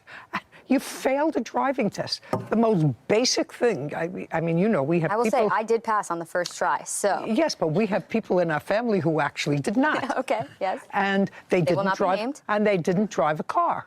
Yeah. Until they could pass a driving and test. their parents were the first ones to say, no. No shot until you pass that test. Absolutely. So parents need to be responsible as well. Right. Case 2104, Birkeland versus Lefkowitz. All party, please step forward. Shannon Birkeland is suing her former roommate, Ian Lefkowitz, for unpaid rent and eviction costs. Ms. Birkeland, how long had you lived in your residence? Prior to the defendant moving in? Yes. 2 years. And how long did you live there with the defendant? A total of 5 years. You lived the in defendant, I'm sorry, 3 years. 3 years. This month would have been. And for most of that 3-year period, what kind of work do you know that the defendant did? Computer work and music producing. How do you support yourself, sir? I produce music. I don't do computer work. Produce music for whom? Various artists and brands and whatever. How long have you been doing that? Since I was 13 years old. How old are you now? 32. You have a corporation or an LLC? Not currently standing, but I do have one that is out of commission right now that needs to be reestablished. When was the last time you filed tax returns? Last April. Last April, yeah. And on your tax returns that you filed, how much did you indicate that you earned? I receive royalties from a company called, and they take my taxes out automatically, so I'm not sure how much. I'm asking you how much you reported your gross income was when you filed your tax returns in April. They come automatically, is what I'm saying. I didn't file them. They're paid for and filed automatically by the company that distributes my royalties. So is what you're saying you didn't file tax returns in April? I assume that they're filed automatically through this company that pays me. Mr. Lefkowitz, when was the last time you put a stamp on tax returns that you sent to the government? I do not know. Ever? You have to think. No, ever? Like I said, where I make most of my money, if not all my money, comes through a company called, which they take out the taxes automatically before paying me. So I've never filed through that. I just assumed that it was already taken care of in that way. You assumed wrong. Okay. Okay. There came a time, Mr. Lefkowitz, you lived there for 3 years, but there came a time when you stopped paying rent. Correct. And what was your rent when you moved in with the plaintiff? $1,200 a month. You had your own room? Yes. Bathroom? Yes. You moved in what month and year? 2019 in October. And as you said, most of your money comes from royalties, and I assume that's royalties on past work. Yes. And you've been existing on that for how long? 8 years or so. So how much do you make from these royalties? You pay $1,200 a month rent, you have a car. Mm-hmm. It's not an answer. Yes. You have a car. So you have a car, you have insurance. Yes. What kind of car do you have? I have a Honda Clarity. What year? It's a lease. It's a 2021. And how much do you pay a month for the lease? $395. Does that include insurance or does it not include insurance? Does not include insurance. So you pay an additional how much for insurance? About $350. So you spend $700 a month for your car. Correct. And let's get back to, you moved in October of 2019, your rent was $1,200 a month. And you lived there until when? Until about 2 months ago. So September 4th or 3rd is when I moved all my stuff out. And when was the last month you paid rent? That would have been in December of 2021. So you lived there January, February, March, April, May, June, July, August, and part of September. So at least 8 months that you lived there and didn't pay rent. Mm-hmm. Well, I wasn't there for August, pretty much the Your entire... things were there. Sure. If your things are there, you're there. Okay. Because that's part of what she's suing for. Rent that you didn't pay. Mm-hmm. Are you still living there? No. Why not? I was evicted. When? The exact date is August 2nd. I do have my paperwork for notice to vacate and all that. Just a second. Sure. On August 2nd of 20... I'm sorry, that was the court date, and that's when the judgment was made, was August 2nd. And when did you move out? 2 weeks later. That's not true. And you were evicted for non-payment of rent? Yes, for 2 months. Yes. Just a second. You were evicted for non-payment of rent? Yes, for 2 months. Well, show me that it was for 2 months. I just want to see that it was for 2 months and what 2 months those were. That page right there.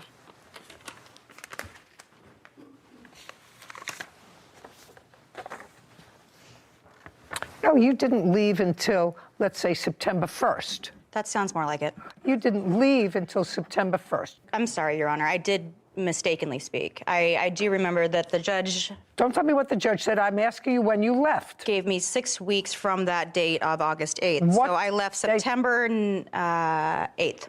And you left at about the same time. I left prior, but I called my neighbor at... Just a second. Yeah. You left at about the same time. A few days before. Fine, that's at about the same time. She actually left after that. I talked to a neighbor that said around the 14th that she was still there. You can't tell me what the neighbor said, sir. That's why I stopped you before. Well, I know there's a moratorium for COVID, and the government shut my business down. That's what he says. I knew that I had protection. He's saying the exact same thing you are in his answer. You two are soulmates. Hey, no, Your Honor, I'm sorry.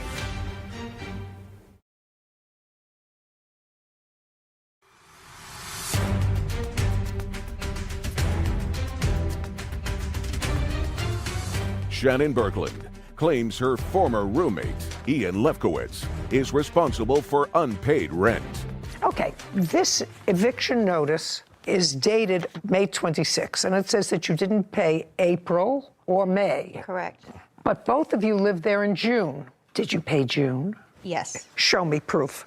Show me proof that you paid June and July. Show me proof you didn't pay April and May. Show me proof that you paid. My proof? Your proof. Is in the fact that I don't owe any rent except for when the moratorium lapsed, and I... No. I don't have a receipt. I don't have a receipt for payment. Then just say I didn't pay rent for June and July. I did not pay rent for June and July. Well, just answer that question. So you didn't pay rent for yes. June and July. Yeah. Here we go. And you didn't pay for April, May, June, and July. I know you didn't pay for August. There's no question you didn't pay for August, and you were actually there in August, so you didn't pay for 5 months. I guess, yes. Okay, yes. And the reason that you didn't pay rent for those 5 months was what? I had spent all my savings on paying rent, and I had none left. I paid as much as I could, supporting him. Just a second. The best I could, and I... What happened is you both sort of took advantage of this rent moratorium. Not true. Well, if you didn't pay rent for April, May, June, July, and August, what were you doing? Waiting for him to pay his rent because I couldn't afford to pay for my station. Just a second. Yeah. You didn't pay any rent. You didn't say to the landlord, I have a roommate. I can't take care of him. I'm giving you my half of the rent. Well, I know there's a moratorium for COVID, and the government shut my business down. That's what he says. I knew that I had protection. That's what he says. He's saying the exact same thing you are in his answer. Did he go to court and do the paperwork and do the filings and Who cares? And I do. Who cares? I don't. Each of you seems to be living. You operate your hair business out of your house. In addition to Just a another second. business, yes. Whatever. You operate your hair business out of the house. He operates, I don't know what he does, but I know he's 32 years old, supports himself, spends $700 a month on a car, spent for a long time $1,200 a month rent, and can't remember the last year or the last decade that he filed tax returns. So whatever it is, this is your problem, Miss Birkeland, and this is what I actually didn't understand when I read your complaint, because what you're looking for is 8 months rent from him. Correct. You didn't pay the rent. I shouldn't be evicted. I asked him to leave every month that he didn't pay me. Should have read a cutter. I had a business as a hairdresser, and I went out to rent a station, and I was out for 4 months to pay for a station. It doesn't because matter. I wanted to go back to be my nice space that I had created for myself, and I've worked my butt off for, and my clients liked. I wasn't getting paid rent for his room. I wanted to move my studio into his room and make it my hair salon. So I can have 2 businesses now out of my home. I have 0 income, 0 businesses. My life has not been easy. And this home was the one thing that I've worked my ass off for. It's the only thing in life that I loved besides my Miss Birkeland, did you say to your landlord, Yes. I have a roommate. Yes. He's not paying me his half of the rent, but I want to show you in good faith, I am going to give you my portion of the rent. You didn't do that. Yes, I did, Your Honor. Well, show me. Just a second. Show me. All I know is they say this is your evidence for the full amount of the rent for April and May. And I know you didn't pay June, July, August, and September. I know you didn't pay that. So I'm asking you, just show me some proof, Miss Birkeland, that you said to your landlord, who is also in business of renting space for which they are requesting rent paid in a timely fashion, and then they've got 2 people who decide, well, we have a rent moratorium. I'm not in any worse position now than before, so I'm just not going to pay rent. Your Honor, I was... Just show me that you made partial payment to the landlord for April, May, June, July, and August. I don't have that because I was protected under the law. Okay, good. And so is he. Case is dismissed. We're finished. Goodbye. Goodbye. Listen, I can prove you to two you are so. that You're I just. attempted to You're pay just. full rent. You after he two. was gone, and I was able to bring my business into the house. You two are soulmates. You both relied. No, Your Honor, I'm sorry. Out. This court is adjourned. Soulmates. You both took advantage of a law, and you both lost. Goodbye. I have nowhere to operate both of my businesses. I created one during COVID. We both exercised our rights under California tenant laws. Which I would have had I had a room that he wouldn't leave. You know, that's just what it is. Every month I pleaded with him. That never happened. I cried, I fought. She never asked me to leave crying, approached me, nothing. If it can be helped, don't have a roommate. I'm glad you didn't give her any money. But if you were going to award any money in this case, it should go to the landlord, because the plaintiff did the exact same thing using the exact same legal loophole that was created during COVID for people who really were struggling and not being able to afford their rent. And now she sues him for doing the exact same thing that she did. So the landlord is really the only one out here. That's correct. Yeah. And if you could write a check to the landlord, that would be fine. But the landlord isn't a party. I have a feeling that there are a lot of very small landlords, not people that own giant buildings, but people who have, their real estate businesses are small. They may have 2 or 3 or 4 apartments that they rent. They maintain them, whatever. She was living there for a while, clearly happy with the situation because she lived there for 5 years. Well, why just not pay your rent if you're still doing hair in the apartment? That's a business. That's what you're doing. He's still collecting his same royalties, which he thinks somebody else should be reporting on their tax return. Yeah. I don't know.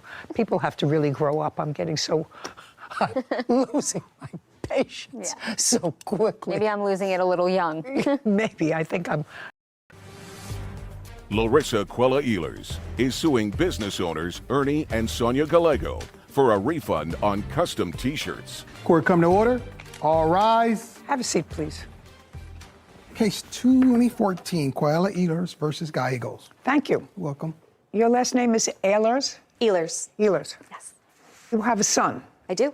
And he plays a sport. He does. What kind of a sport does he play? He is in asphalt racing. Is he on a team? We have our own team. It's called Lionheart Racing. And how many people are on the team? He is the sole driver, but we have a pit crew of approximately 8. And he doesn't wear a uniform. When he wears drives. a race suit, yes. He wears a race suit. Correct. So the T-shirts that you ordered from the defendant were for the 8 and crew. It was to sell. My son has a congenital heart defect, and he was treated when he was very young at Chalk Hospital. So we sell shirts to donate the proceeds to Chalk Hospital. To whom?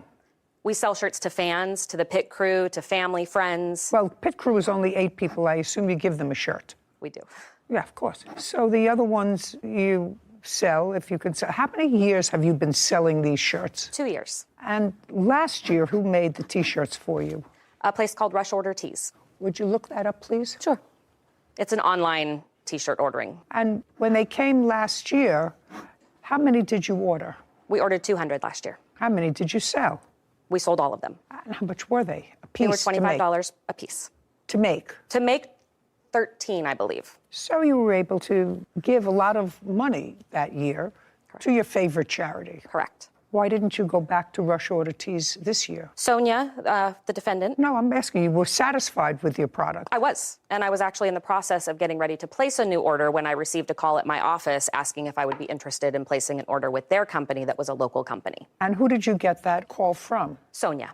That's you. Yes. How did you get the plaintiff's number? I was making calls to local businesses listed as members of the Placentia City Chamber of Commerce. Her place of business, Impact Properties, came up as a member, and I made a call, and she was the one that answered the phone. And what did you say to her?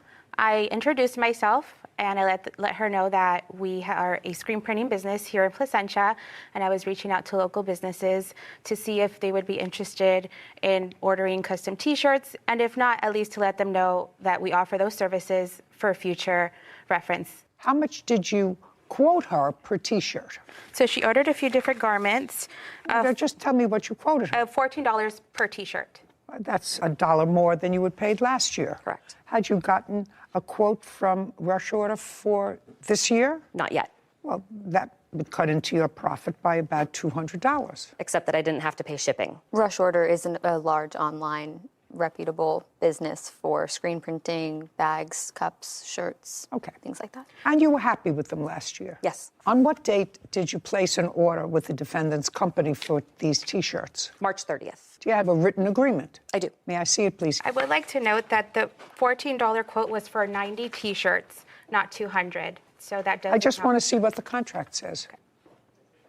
Yes, $14 was for 90. That was for short sleeved. Long sleeve printed was $16 plus tax. There's a setup fee, redraw artwork, extra large sizes. Well, this is not a signed agreement. However, the last sentence reads, by submitting your payment, you agree to these terms and conditions. You are verifying that all the information on the invoice is correct. You submitted payment. I do have proof of payment, yes. They don't dispute that you actually paid them because you had to pay them in advance. Correct. Okay, so this is a clear contract. And it's your claim that you were dissatisfied with the artwork, you had paid already, you want a refund, you did not use their T-shirts. Correct. And I believe you actually canceled or tried to reverse the credit card that you had used. I tried to get a refund through PayPal, correct. And according to you, that was denied because the defendant said that you had actually picked up the T-shirts. Correct. Okay. And I have proof of that from PayPal. I'd like to see that.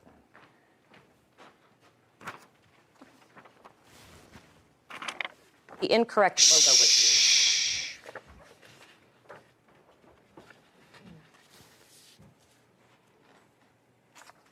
Okay. Before I get into the substantive part of it, whether or not you liked the artwork or not, who was contacted by PayPal? Which one of you? That would be, he handled the PayPal claim. I took care of PayPal. You took the call from PayPal? Yes. When you had communication with PayPal, do you have any proof, written proof of your communication, or did you just speak to PayPal verbally on the phone? Both. We talked on the phone, and we also, PayPal documents our conversations via email through the website. Did you tell PayPal that the plaintiff had picked up the merchandise? Yes. Well, that's not true. It is true. She picked up the merchandise. Now, I don't believe that, sir. I believe she was dissatisfied with the merchandise. But unless you can prove to me that she picked up the merchandise, I don't believe that. Okay. Because she may be a tough cookie, and she may have gotten crazed with you and said miserable things about you in her review, but she would not be here today if she picked up the merchandise. Her event was the next day. The day she picked them up, it was the day before her event. Who gave it to her? We gave it to her. Not we. No, not we. Who gave it to her? I gave it to her? You're asking me a question, sir. You're asking me a question. Her order was... was... Just a second. Mm-hmm. You have a business? Yes. You're in a building. Is there a reception area in the building? Yes. Did you tell PayPal that they were picked up from the reception area in the building? I don't recall. I want you to think about it. Mm-hmm. I want you to think about it. Did you tell PayPal that they were picked up in a reception area in your building? I don't recall if I said the reception area or my office. I'm not sure the terminology I used. Well, what was it, reception area or your office? My office is that's a question. Area. My reception area is in my office. I don't recall exactly what I told PayPal, but she did pick them up that day. And that's what I told PayPal. No, I don't believe you. Okay. That's what we're here for. No, that's what we're here for. Because sizing her up, she's a tough cookie. Yes. And she, as I said, might have been dissatisfied with the logo, which I don't necessarily have to even go into now. What the screen was like, what the colors were off, or whatever it was, I don't have to go into that. Because if I believe that she did not pick up the merchandise, and you told PayPal that she did pick up the merchandise, she gets her refund back. Now, so I'm going to come back to you. You didn't like the way they looked. Correct. I don't care why. Did you have other shirts made? I did. I have one of them here today. Do you have an invoice for the other shirts? Who did you have them made by? Rush Order Tees. That's easy. When did you have them made by Rush Order Tees? I had them made in May. Well, that's about 30 days later. Mm-hmm. And did you sell them? Yes, we did. Okay. Pull up an order from your phone for Rush Order Tees, please. Mm-hmm. While you're looking at it, just tell me, how much did you pay for them from Rush Order Tees, and how many did you order? It was just slightly over $2,000. I believe we ordered 110 T-shirts. Okay. And you got them sometime in May? Correct. I'm sorry, that was April 26th was the exact date. May I see it, please? There's my order.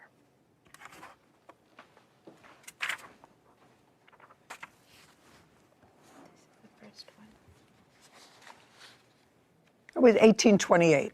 Yeah, okay. That makes sense. Okay, so Mr. and Mrs. Gallagher, she ordered the T-shirts within a couple of weeks and got them from another company, which suggests to me that if she picked up your T-shirts, she would not have done that. Do you understand?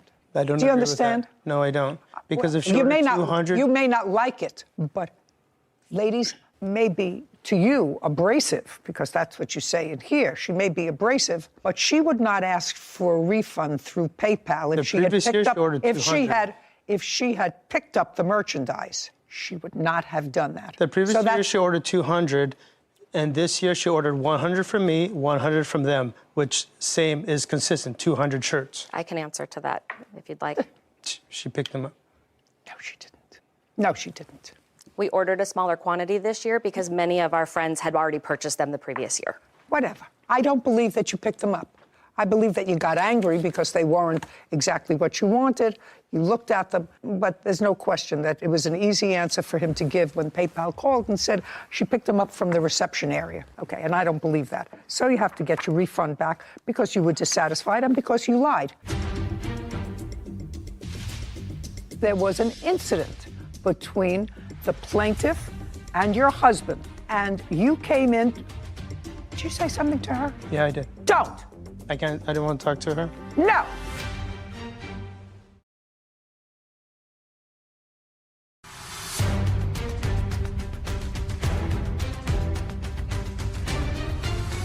Larissa Kuala-Ehlers claims business owners Ernie and Sonia Gallego owe for a refund on custom T-shirts. Ernie and Sonia are countersuing for defamation. But that doesn't justify. What? We did do all the work. The printing is the very last part of the order. We did the graphic work. We printed samples. We went above and beyond to try to make her happy, and she was completely unreasonable. There was listen, I said to you, yeah, she may be a completely unreasonable customer. Right. That's possible. Fortunately, I don't have to go into that because the reason your husband gave PayPal for not giving her a refund was because she took the merchandise. And I don't believe that. I believe she may have been, in your eyes, a totally unreasonable customer. And if your husband had said to PayPal, we were ready, willing, and able, we fulfilled our contract to the letter, and we could just not satisfy this lady. The merchandise is here, ready to be picked up. It was always ready to be picked up. He didn't. He told them she got it, and that was not true. And that, Miss Gallego, is why she gets her refund back. Her event was the day before. We were on a crucial deadline. We have our employees working overtime, getting her job done. We have receipts of all the items that were printed, that were ordered. She came in the day before her event, picked up what we had completed. I had completed approximately 72 shirts. She took one box out of 2 that day. She was going to come back for the rest. She left with what she had for her event. She even posted pictures on social media of our shirts. Oh, that I would like to see. Did you pick up any boxes from him? I picked up no boxes. And the event that he's referring to, my son has a race on the second Saturday of every month. I had asked for those shirts to be ready by his April race, but because they were not, I didn't have shirts for him until the March race. Every shirt that you see in my social media or my son's social media is the shirts that we purchased from Rush Order Tees. I'd like to see. This is our sample picture. No, I want to see what... Oh, here. Is that one of the shirts that you prepared for her? This is on her social media account. And then this is also just the graphic work that we did on her social media page. Which social media account? I'll find out.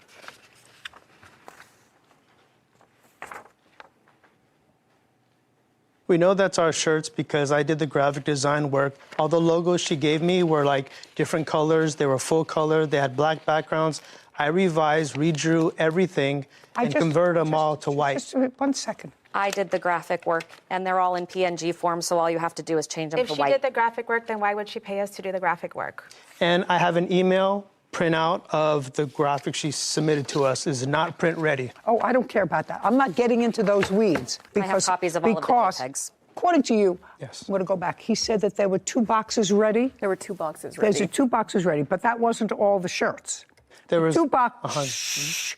The 2 boxes were not all the shirts. How many shirts were in a box? 72. So what you're telling me is that she picked up 72 shirts. Yes. Okay. Go back and tell me. Just refresh my recollection as to what he said about the 2 boxes of shirts. Well, we had 2 boxes of shirts ready. I didn't pick up a thing. They wouldn't even let me take a sample.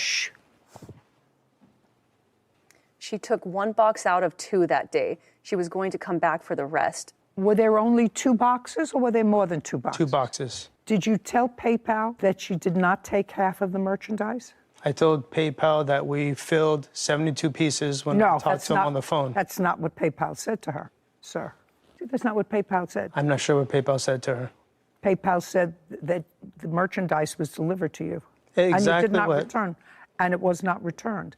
But that's not true. Exactly what Only I'm testifying here is what I told PayPal. Well, then why wouldn't PayPal say to her, look, we don't know what the dispute is all about, color and everything else, but you're entitled to half your deposit back if you told her you only delivered half the merchandise. The thing is, 100% of the shirts, there's 3 locations, a front, back, and a sleeve. Listen. We have everything's 100%, the sleeves are done. The 72 were printed 100%. We just had 29 shirts remaining, 28 shirts remaining. I don't believe you, Mr. Gallego. She gets her deposit back.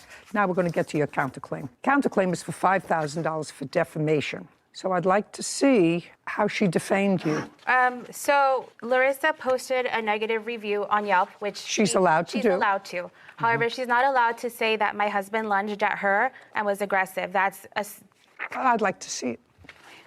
Here you And then I'll ask her about it. And I've also included other reviews from other businesses that she's dealt with where it has the same MO. I spoke to another business owner. Did Miss Gallego call you on your cell phone the day afterwards to apologize for her husband's behavior? She called me that afternoon. On your cell phone? I believe it was on my cell phone, yes. And this happened on April 26th of 2022? It happened on No. April 8th. Okay, so that would be in your phone log. Should be if I still have it. While she's looking, Miss Gallego, after this incident, when she came in and had this acrimonious discussion with your husband, which is evidenced in this review, did you call Miss Ehlers?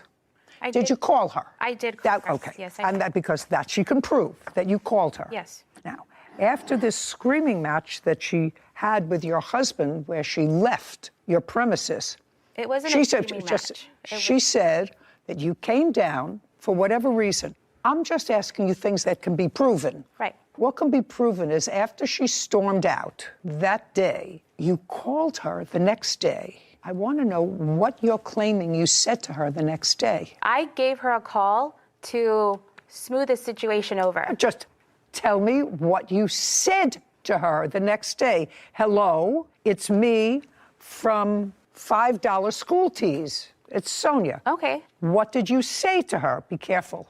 I don't remember word for word, but what I do remember saying is that I apologize for how everything played out. Okay. Okay, because there was an incident between the plaintiff and your husband. Yes.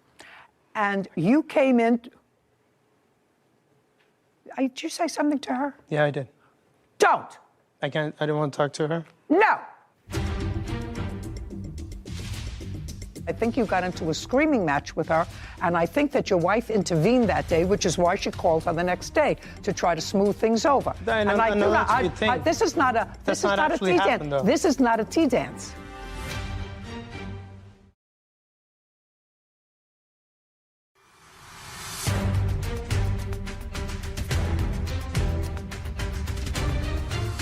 Larissa Qualla Ehlers is accusing business owners Ernie and Sonia Gallego of ruining her custom t-shirt order. Ernie and Sonia say Larissa left a negative review and defamed them. Okay, you came in the middle of the dispute. Yes. And in the middle of the dispute, you try to calm things down. Yes. Because she was screaming at him. Yes. And he was screaming at her. No. What was he saying to her? She was screaming at him, and what was he doing?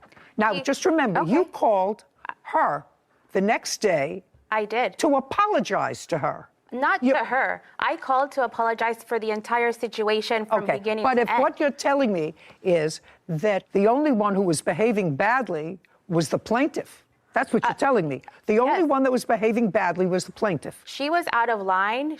There's no question. There's no question. Actually, she acknowledges in this review. But that's not the worst part of it. She acknowledges in this review that she was out of line in screaming. Yes. And that's what you came into. Yes. So the only thing that you're disputing is that your husband was likewise screaming at her, answered her back. He was not screaming. He was patient, and he was attempting to work it out with her. The only thing I remember him saying, and I can recall, is him saying, I'm trying to help you. I don't understand why you're acting this way. And I do recall him telling her that she was a bad person because she was... Okay. Yeah. I mean, a person can only take so much. I'm telling you, she says this. Yes. In her review. Okay. Now, you want me to look at other reviews that she wrote for a carpet company in 2021. Yes, and I spoke to the owner. Shh. Okay, first she complained about a carpet company and the horrible service. They laughed at her and disrespected her. Okay. And then, that was in 2021. That was a year before. Then she posted a review, according to the timeline, in 2015. So 6 years before. It shows a pattern. No, a pattern. Yeah, a pattern. Three complaints. Three complaints from somebody who lives a life in 6 years. I have a copy of all of the Just a five-star reviews. Okay, and this one said the owner wasn't interested in hearing her complaints. It was over the phone and hung up. That's 2015. Okay, she takes her reviews seriously. Now, you want to show me other reviews? These are all of the five-star reviews that I've done as well. Yeah. I'm an equal opportunity Yelper. Just a second.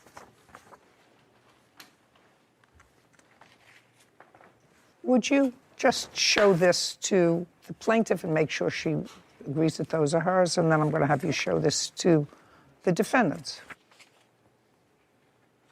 Okay. Now show this to Ms. Gallego.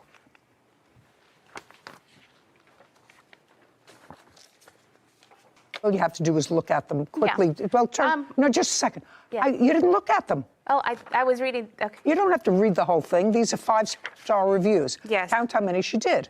Yes, I see that there's a good... So she takes her reviews seriously. It's not a pattern. Right, but she's aggressive in everyone.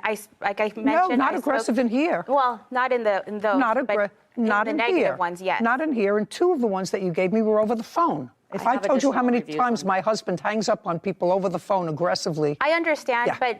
but name calling and belittling people and calling him Retarded, stupid. Just a second.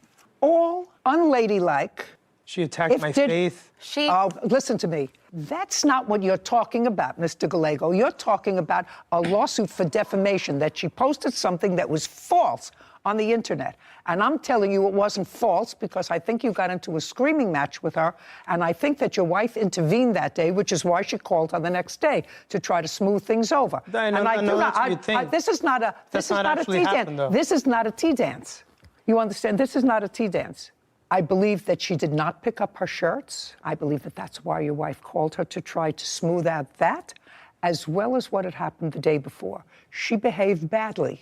You're allowing a tyrant to get away with this. I'm allowing a tyrant to get away with this? She completely bashed us. She's lying. She picked up her order. No, I don't believe that. Your Honor, my reputation, I work with students, I work with teachers, moms. My reputation, I don't advertise. Just a second. It's all word of mouth. She did not pick up her order, sir, even according to you. According to you, she only picked up a partial order. She picked up 1 box. That's according to you. That's not what PayPal. 72 out of 100. No, I don't. Listen to me. So what you're saying is there were 2 boxes, not in half. The orders were not in half. You filled up 1 box and only there was a little bit of merchandise left in the second box. Back for, yes. Yeah, I don't believe you, sir. Because she gets her refund. She gets her refund. $16.93. What about all Judgment for the the work plaintiff. that Counterclaims dismissed. We are done here. This court is adjourned. She completely dismissed the way she treated us. She absolutely made the right decision. I've never dealt with a customer like this in my 25-year history. I went well above and beyond. They're angry with me because I didn't like their work product. Our work speaks for itself. Our history speaks for itself. We have clients that have been with us for years, and we'll just continue doing what we're doing. You always get what you pay for. Make sure you're looking out for where you're doing business. I really believe that she got aggressive with him when she went to pick up those T-shirts. She acknowledges she got aggressive with him. She says in her Yelp review, sorry to say that she became angry and agitated and started screaming at him, which he doesn't have to tolerate. I do believe that his wife intervened, as she said in her Yelp review, that his wife came in saying to his wife, I'm talking to her, not to you. I can Really heated moment. I can actually see Visualize him. it. I can actually visualize him saying that. The problem is you have to make a judgment. And the judgment really was whether somebody who was aggressive, and she was, who knows her business, knows what she wants, runs a business, had ordered the shirts before, had ordered them for somebody else, was satisfied with the previous order because there was no negative review that they showed from that order. She may have been dissatisfied. She may have had just cause to be dissatisfied. But he lied when she said she picked up the shirts. Just to prevent her from getting a refund. From getting her refund. So I didn't believe that because I don't think that that woman would have been here if she had picked up the shirts. She would have been here. She would have said, I want a refund because here are the shirts. It's not what I ordered. Exactly. It doesn't make sense. It's usually not true. Ellen Henderson is suing her ex-roommate, Tara Williams, for breaking a lease and filing a false restraining order. Court come to order. All rise. Have a seat, please. Hello, Judge. Case number 2023, Henderson versus Williams. Thank you. You're welcome. Miss Henderson, you and your kids and Miss Williams and her kids decided to rent a house together. Yes. And when was that initially? We moved in January 21st of 2021. How large a house was it? 5-bedroom. And who moved in with you? Me, my 2 children, Tara, her 3 children, and... The third roommate? Yes. What was your share of the rent? The share of the rent? Yours? $14.95. And yours? We paid, me and her split it, and then took cash from... The third roommate? Yes, so $14.95 too. And you lived there for a year. What I gather is sort of towards the end of the year, things were getting a little testy between the two of you, either because of you or because of the kids. You had children, and things weren't working out, so that both of you were not real happy with each other. That be a fair statement? Yes. It started earlier in 2021. I'm sure, but at the time that the lease was up, you both weren't really happy with each other. And according to your complaint, she left, you were stuck paying the rent, and she had signed a renewal of the lease, and you want her to pay her portion of the rent until you found a new roommate, which you actually found a new roommate several months later. The defendant says she told you that she was contemplating living with you for another year, that her speculation that you went into her room and took a signed copy of the lease and gave it to the rental agent or whoever it was. It would have been in the kitchen in my area where my papers were. Whatever. Yeah. And it was never her intention to sign a second lease. Your lease was up in January of 2022. Yes. The defendant was away for a period of time. When was the defendant away? Just prior to January of 2022. She went to Hawaii for a week. When? I think she left on January 8th, give or take a day, I don't remember. And did you return the signed copies of the lease to the landlord? No, they were turned in December. By both of you? For the lease renewal, all three of us re-signed in December. And I have a copy of that. What I'm asking you is, were they turned in, because that's very easy to verify, were they all turned in before she went to Hawaii? Yes. Okay. I'll see what you have.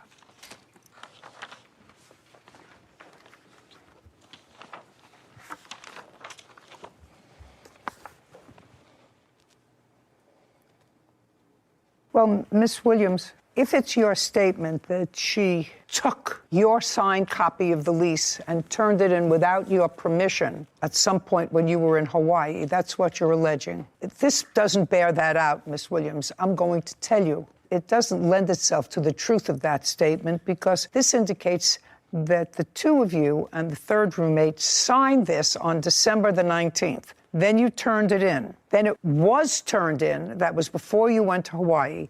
The landlord signed it on December 20th, which means that if the landlord signed it on December 20th, he signed it before you went to Hawaii, which means she couldn't have stolen your copy of the lease. Right. Do you understand? Yeah, no, I'm not stating I was in Hawaii when she turned it in. I left for Hawaii January 8th through the 18th. I understand that. Okay. I was unaware. When our lease was up for renewal, we weren't getting along, and I was on the fence about spending another year with Ellen. In December, we received a copy of the lease renewal. I felt pressured into signing it, but then we told Ellen we needed more time, just you. I had to leave town. Well, I don't know, you don't have any witness here because you say I had to leave town, so I decided to hold on to the lease until I returned. Where did you go? I went to Hawaii. Well, that was in January. Yes. Well, but the landlord got a copy of the signed agreement December 20th. I didn't know it was turned in. Oh, well, I didn't receive an I email. don't know whether it was turned in or not. So I emailed Rentcon, and I have messages stating it was received from Ellen. Okay. I'll see what you have. Okay.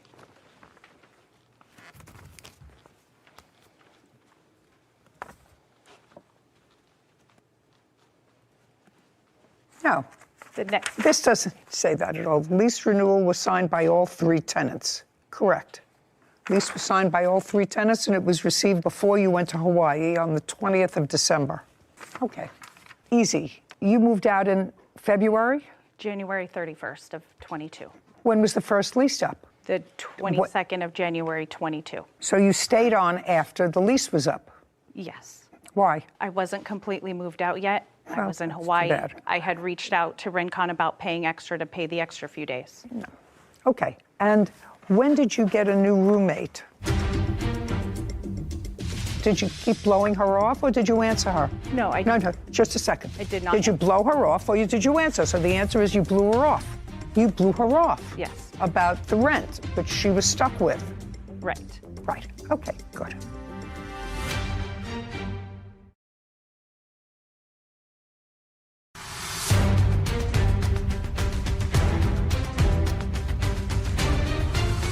Ellen Henderson claims her ex-roommate, Tara Williams, broke their lease and filed a false restraining order against her.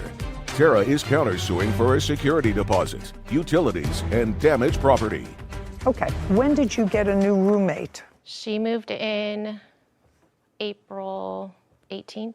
Did she pay January's rent? Yes. So you're talking about February and March. February, March, and then prorated April. Well, February and March, $14.95, $29.90. Okay, the next part of your case involves filing for a false restraining order. Did you file a restraining order, Miss Williams, against Miss Henderson? Yes. I'd like to see what it says. No, don't give me that whole thing. Your application for a restraining order, I'd like to see what your application for... Don't hand them that whole thing. I said I'd like to see what your application for a restraining order said.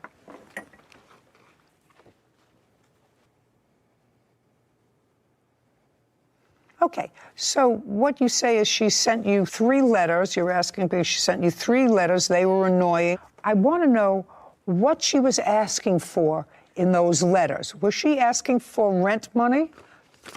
Was she asking for rent? Yes. Okay, so she was asking for her money. Yes. For your rent money for the months that she didn't have a roommate. Well, that's not harassment, madam. There's more, but... What? There's more. She's telling me that I stole some of her stuff and stuff.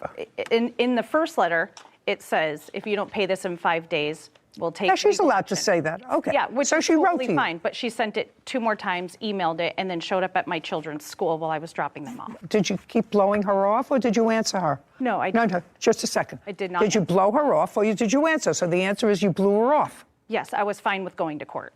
You blew her off. Yes. About the rent, which she was stuck with. Right. Right. Okay, good. $29.90 is what she owes you for rent. Now, part of your counterclaim for get money for damages, you get security deposit. How much was her security deposit? We paid equally between me and her. No, how much did she pay? It was half of... How much was your security deposit? $1,747.50. 1747. Is that right? Yes. Is that right? Yeah. Okay. And where is her security deposit? In our lease, it states that if you break the lease, the deposit stays with the house. And I have an email from the property management stating that same thing, that she signed a lease saying that if she leaves early, the money stays with the house until everyone moves out. So the security deposit, if you and your new roommate keep the house safe, you're going to get back. Mm-hmm. Is that right? Mm-hmm. And you don't allege any damage. Is that correct? I had to clean up the carpets in her room upstairs. And Okay. Do you have an invoice for that? No, I did it myself. Okay. 2990 less 1747. $1,243. So far, she owes you $1,243. That's less the security deposit, which you and your hopefully neat roommate will get back. May I say something about the payments for rent? So it was me and her doing equal rent at $1795.25. So that's what I paid. Me and her paid that in January, and I paid the entire amount in February, March. I understand she was no longer paying rent. You're getting the rent, but I'm deducting from that. My portion is $1795, and that's what I'm asking her for, because that's what her portion was when she moved out as well. Just a second. Am I correct that she, at the time you moved in, individually paid as a security deposit $1,747? Is that correct? Yeah, but I'm talking about the rent payments. It's not $1495, it's $1795. Was your rent each month $14.95 or $17.95? $14.95. Can I see it?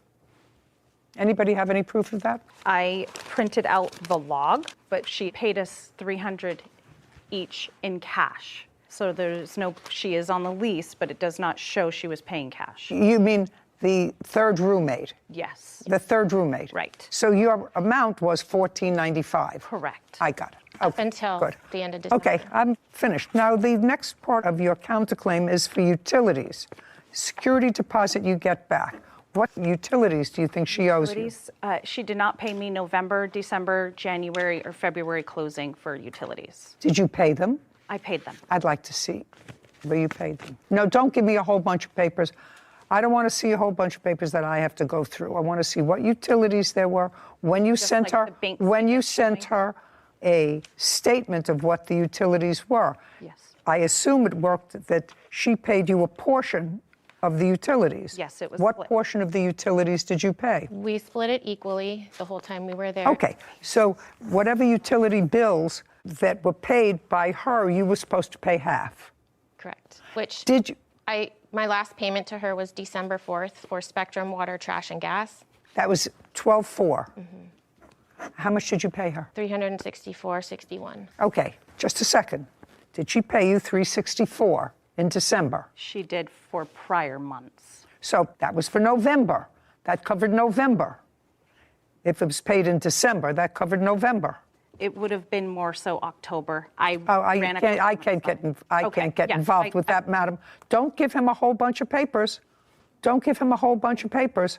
December and January statement for utilities. You were gone in February. Yes. December and January bills for utilities. Did you pay those?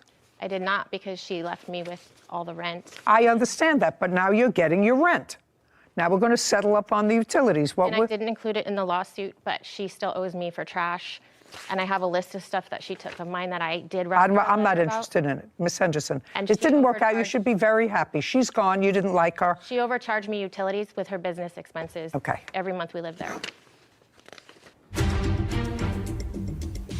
Did you come in contact with her on the 25th of May in a pedestrian car incident? Not that I recall. About 1 minute to 8 in the morning. Who drives a white minivan? Me.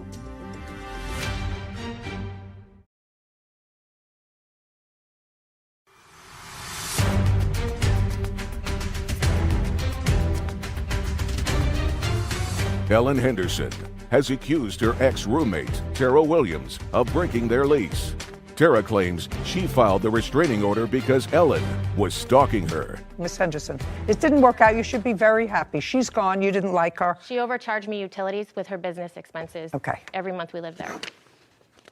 We have a bill for December and January.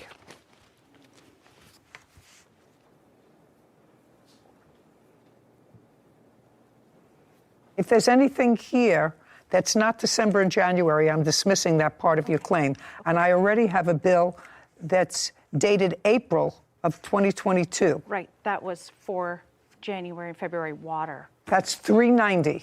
Billing date 4/14. No. It was. No. I want you, because I'm losing my patience slowly.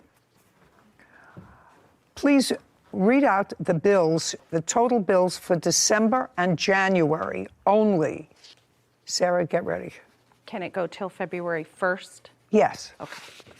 By the way, while she's looking for that, did you go to her kid's school? I served her a letter of default and a cease and desist letter in the parking lot of her school, kids' school. Because she didn't pick up a letter from the mailbox. She knew it was coming from me. And I had to go back to the mailbox and get it after a month. Okay. And I didn't know where she lived. I didn't know how else to reach her. Okay. Did you come in contact with her on the 25th of May in a pedestrian car incident? Not that I recall. About 1 minute to 8 in the morning. Who drives a white minivan? Me. What was the date? May 25th. Oh, yeah, that was her kid's school. That was her kid's school when I delivered the letter. Well, that's why she filed for protective order against you. Not unreasonable. It was dismissed after a hearing, or it was just dismissed? It was dismissed after a hearing. Yeah. Part of your claim for filing a false restraining order is dismissed. I could actually see why you would get frightened if somebody went to your kid's school to serve you papers. Okay, what are the bills for utilities? Can I just say something? Sure. I had to give her those letters in order to file for small claims. Okay. I had tried to mail it, and she didn't go to the post office. I got it. Could we have the utilities? Which utility and what is it? You should have all this together for me and not make it difficult. Okay. This is why you were coming. Don't read out the numbers, what the utility is for what month and the amount. So water, $257.94. Water for February was $132.09. For 12/03 bill date for electricity was $167. What date? 12/23. That's December. Yes, but that was for November. I thought we were doing December, January. For December, but you wouldn't have gotten December's bill in December. You would have gotten it in January. It was prepared 12/03. Right, but that's dealt with November. It was prepared 12/03. They're not prorated. Come on, let's go. Okay, 2/04. This was prepared for electricity 74.72. Okay. This one was for the date that I ended of 128 to 201. It was 1278 for Edison electricity. Let's move on. And then this is gas for 1229 to 127. It was 3704. And then the ending charges was 572. Got it? $5.72. I can't believe it. Okay, would you add those up? Yeah. And your arrangement with her, Miss Henderson, was that you each paid half of the utilities. Is that right? Yeah. Can I say something about that too?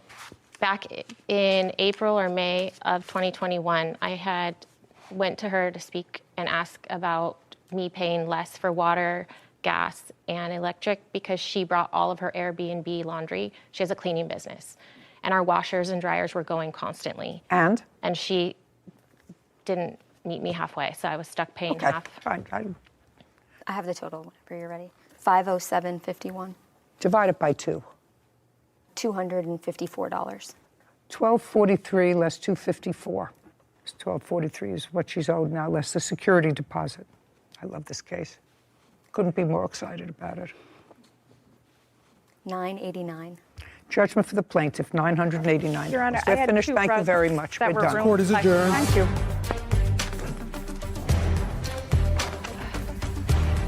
It's sad that I lost, but I put up a good fight. I'm happy with the decision. She didn't want to live with me, that there were issues. Why would you turn in a lease to renew for a whole nother entire year with someone? It's been a lot of stress. I wanted her to file suit so I could see her in court in order to take care of the matter. I had nowhere to go, and I didn't think she was going to renew, to be honest. 0 roommates. Don't do it. I mean, I went into it thinking that this was going to be a good situation. I really got along, and I loved her and her kids, and I don't know that I could have done anything different.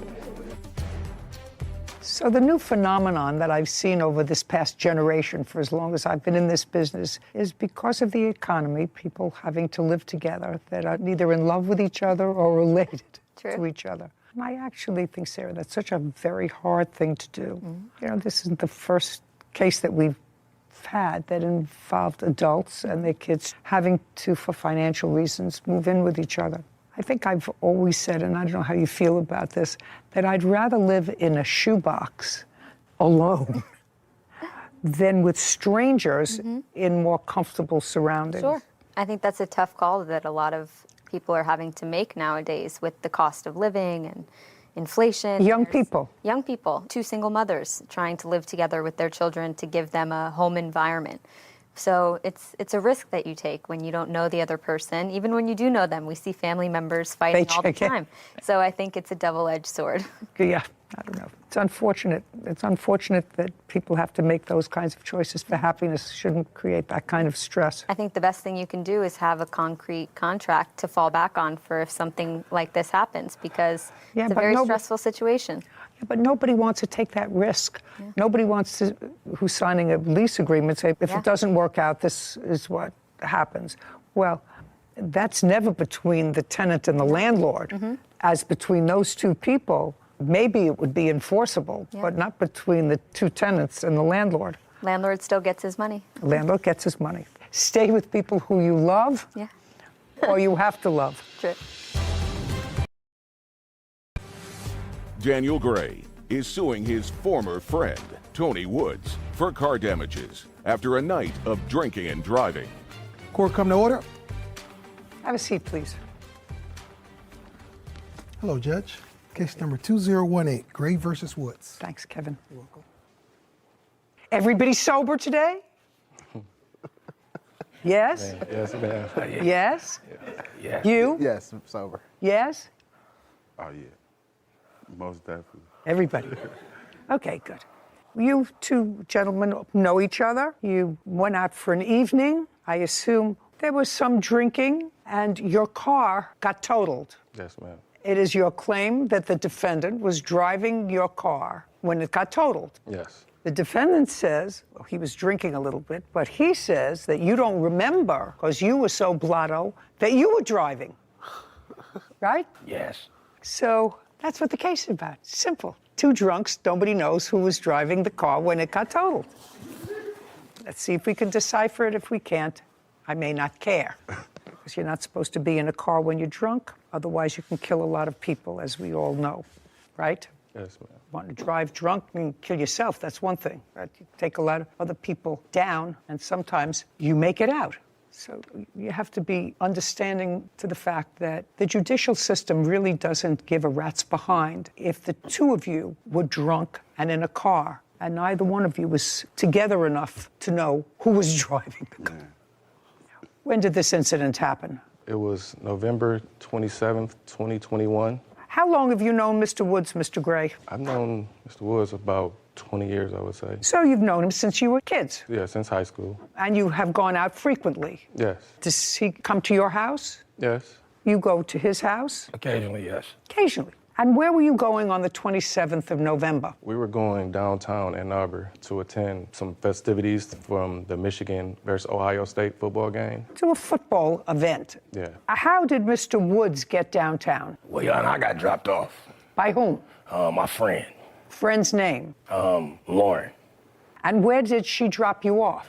She dropped me off in front of the Starbucks downtown where they were waiting because they were drunk. I didn't drink. Just a second. Lauren dropped you off at Starbucks. Where were you supposed to go from Starbucks? We were supposed to go to a club and hang out after the game.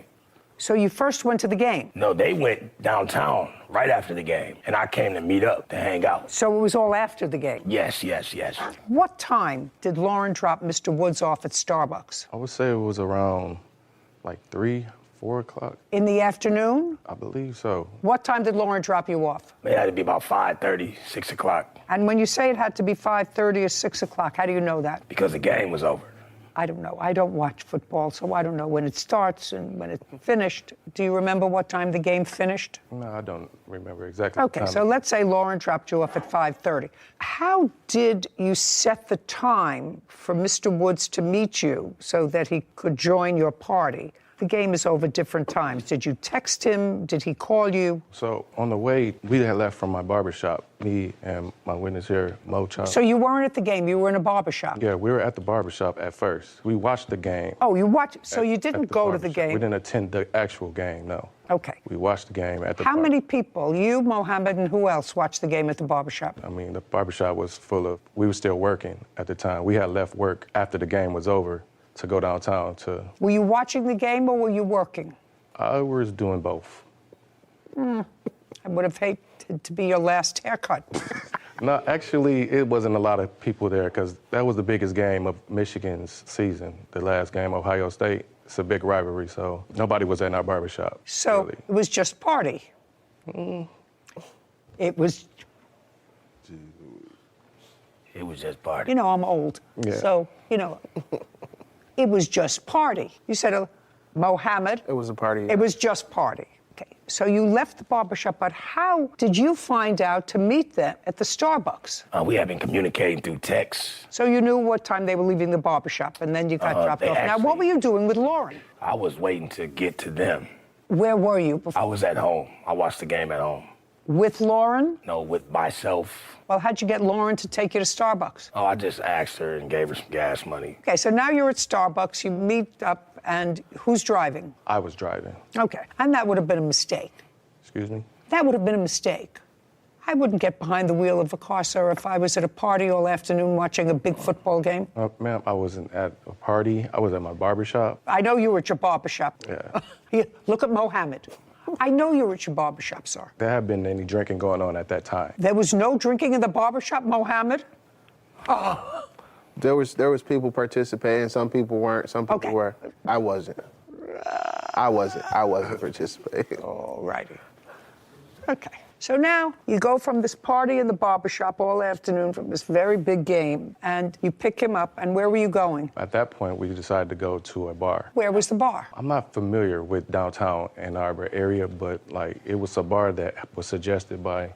Stand up next to him. He's not familiar with a whole lot of things. You suggested a particular bar, Mohammed? Yeah, the How far is that from the Starbucks where he was dropped off? About a couple blocks over. Okay, and you were in the car? I was in the car. Were you sitting in the front or the back when you picked up Mr. Woods? I was sitting in the passenger seat at this point. So Mr. Woods got in the back? Yes, he did. And you were going a couple of blocks to the bar? Yeah. Step by step, what happened next? So traffic is jam-packed down there, so we're really just inching to the bar. We get to the bar, we go inside, we have a couple drinks. Okay, so now it's maybe 6 o'clock, Yeah. 6:30? Yeah, dark outside. And you have a couple of drinks at the bar? A couple drinks, yeah.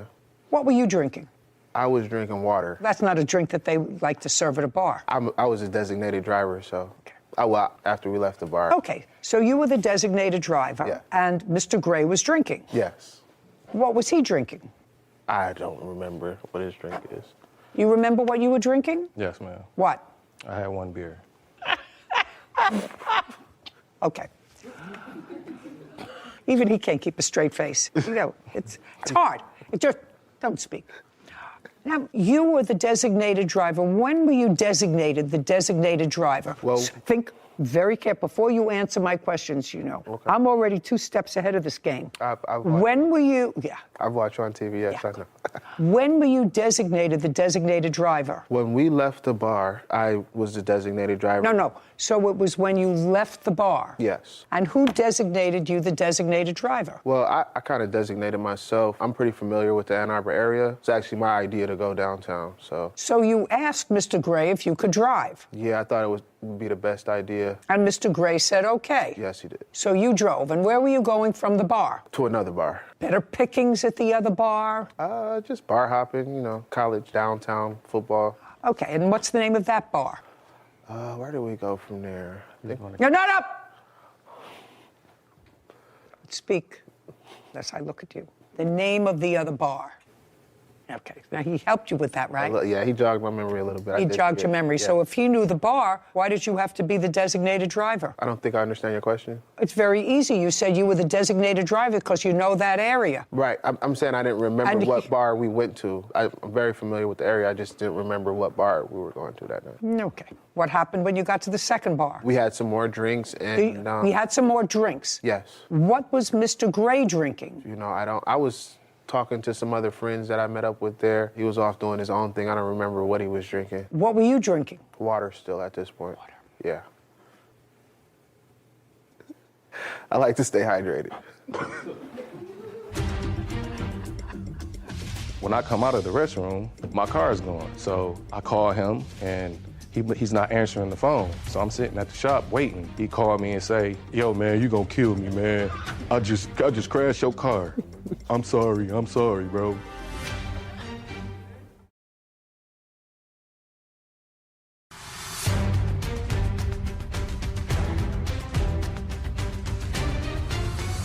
Daniel Gray claims his former friend, Tony Woods, drove drunk and crashed his car.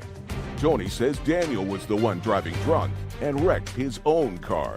Okay, so now you had a couple of drinks, you had another glass of water. Yes. Mr. Gray and Mr. Woods both were drinking alcohol, and what happened next? We left there, we went to get something to eat. Where did you go to eat? We went to, what's the name of that place? I don't know the name of the place, and he's not going to tell you. It's a hot dog place. It's right around the corner from where we was drinking. And then what happened there? We got something to eat. Okay, do you remember what time that was? You know, I really don't. Well, you've been already to two bars and a yeah. place to eat. So, and if you started out at 6 o'clock, it had to be closer to 9 or 10 o'clock. Right, yeah. Okay, then what happened? Came out of the restaurant.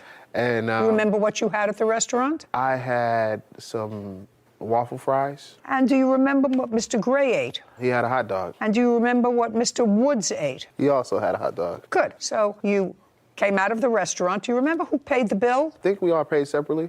Okay, so now you come out of the restaurant. Yeah, we come out the restaurant, we had eaten already. And this when Mr. Woods over here started horseplaying a little bit, charged at me from across the street. You know, I tried to get him But just a second.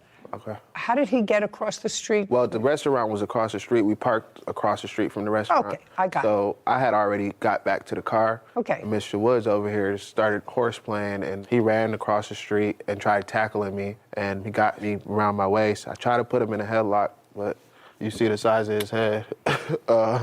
And that just continued throughout the night, this horseplaying. No.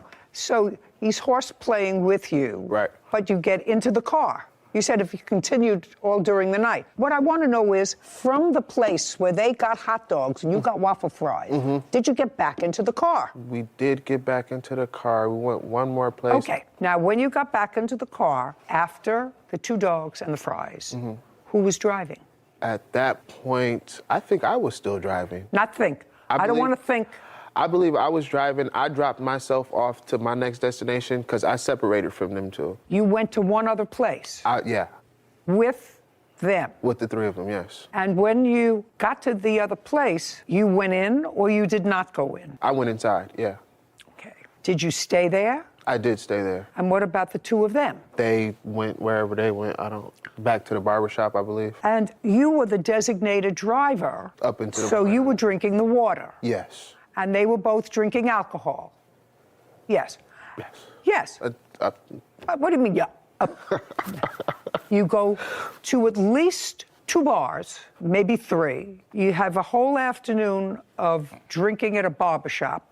Not you, you were drinking water. Water, yeah. I don't know what was in that cup. Then you get dropped off. You was the designated driver. Now, they're nowhere near home. So you knew one of them was going to be driving. Right. And as far as your testimony is concerned, you were left in the last place that you visited. They went out to go someplace else or go back to the barbershop. Right. Did you see them again that evening? Is not an answer. I mean, we're coming to court today. You know, it's not a photo shoot. You came here for testimony. I don't believe I seen them that night again. No, I'm just talking about that night. That's what we're talking about, that night. This is the night of the accident, the 27th of November, 2021. I didn't see them again. You're in a club. You don't know what happened. Now, when they dropped you off, did you go outside with them or did you just stay in the club? I stayed inside. So you don't know anything else? What happened after that? Now you can sit. Thank you.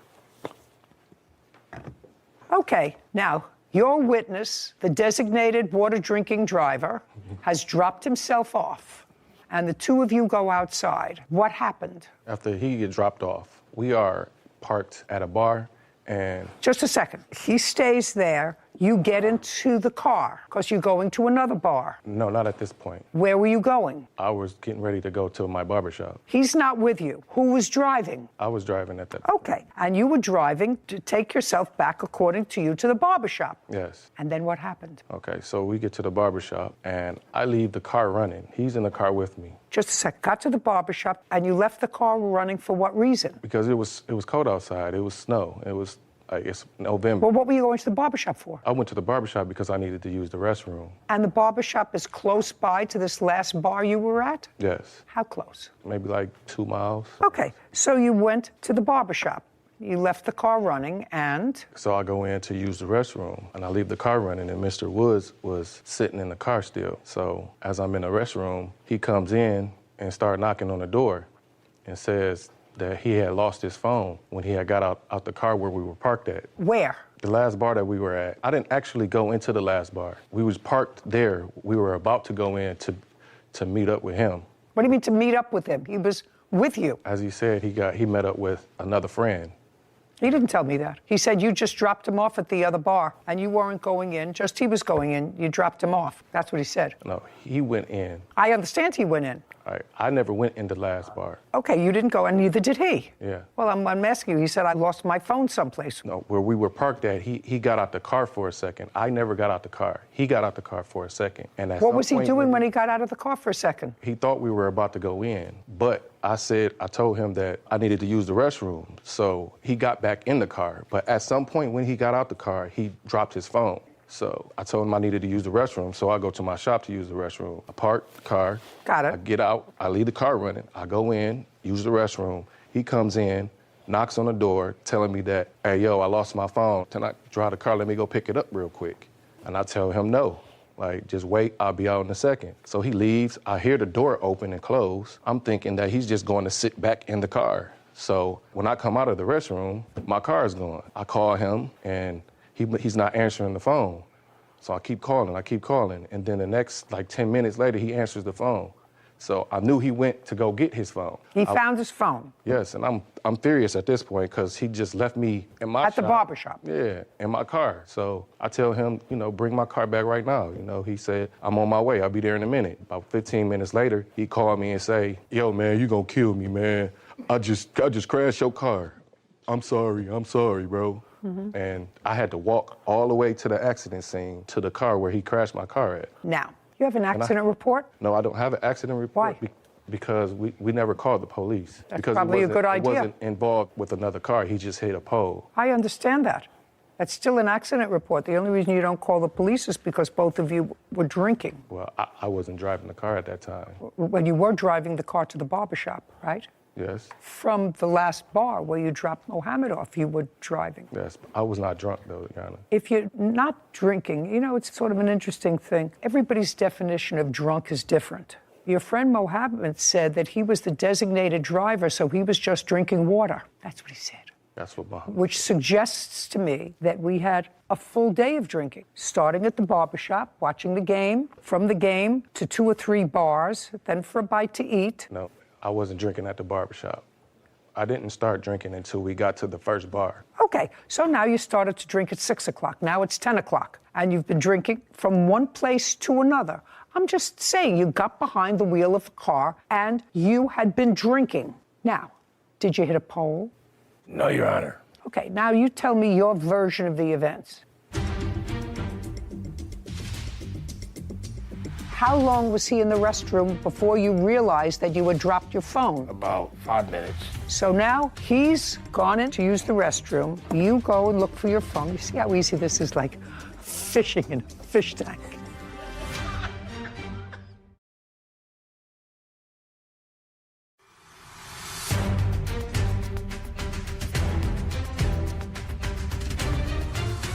Daniel Gray has accused his former friend, Tony Woods, of driving drunk and wrecking his car. Okay, now you tell me your version of the events. Okay, first off, I ain't eat no hot dog. So I never. You didn't what? I never had a hot dog. Never ate Okay, hot dog. strike the hot dog. No hot dog. Whitney, he denies the hot I didn't dog. eat a hot dog either. Yeah, okay. Okay. Denies the hot dog. Okay, so for what happened after they got in the car, first, they were very drunk. Just a second. You don't have to tell me. All 3 of you were drunk. I wasn't drunk yet. Okay. By the time the car got trashed, you were drunk. Let me tell you what I believe. Okay. So that you can pick it up from there. Okay. I believe that Mohammed was dropped off at the last bar. So there came a time at the end of the evening when it was just the 2 of you. I don't know who's driving, I don't know who's the passenger, but I believe that they dropped him off because otherwise Mohammed, who appears here as a witness today, would have had a better story because he says, I don't know what happened afterwards, because I wasn't there. So there was a time at the end of the evening that just the 2 of you were in the car. Okay. That's what I believe. Okay, can I tell you before that part, though? Because he was driving down the wrong way of the street. But there's no question in my mind he shouldn't have been behind the wheel of a car. And that's when I lost my phone and my wallet, and we were wrestling in the street. He actually attacked me. Let's move forward. Okay. There came a time when just the 2 of you were in the car. Okay. When was that? Well, we were sitting in front of a bar that we were about to go to. I got out the car, and I dropped my phone. At that time, I asked him to take me back to get No. You dropped your phone. And you didn't know you dropped your phone because if you knew you dropped your phone, you would have picked it up. Right, correct. Right. So then you got back into the car. Driver's seat or passenger seat? I was in the passenger seat. And Mr. Gray was driving? Yes. And Mr. Mohammed was at the bar? Yes, he was with a friend. He had gone to the bar, so it was the 2 of you. You're in the passenger seat, he's driving, and he's drunk. Yes. And you went back to the barber shop for him to use the restroom. Just follow, because there was a time when you wanted to go back to look for your dropped phone. Do you understand? Correct. Now, he goes back to the barber shop. How long was he in the restroom before you realized that you had dropped your phone? About 5 minutes. And you realized that you had dropped your phone because you tried to make a call while you were waiting for him. Correct. And it was snow on the ground, correct.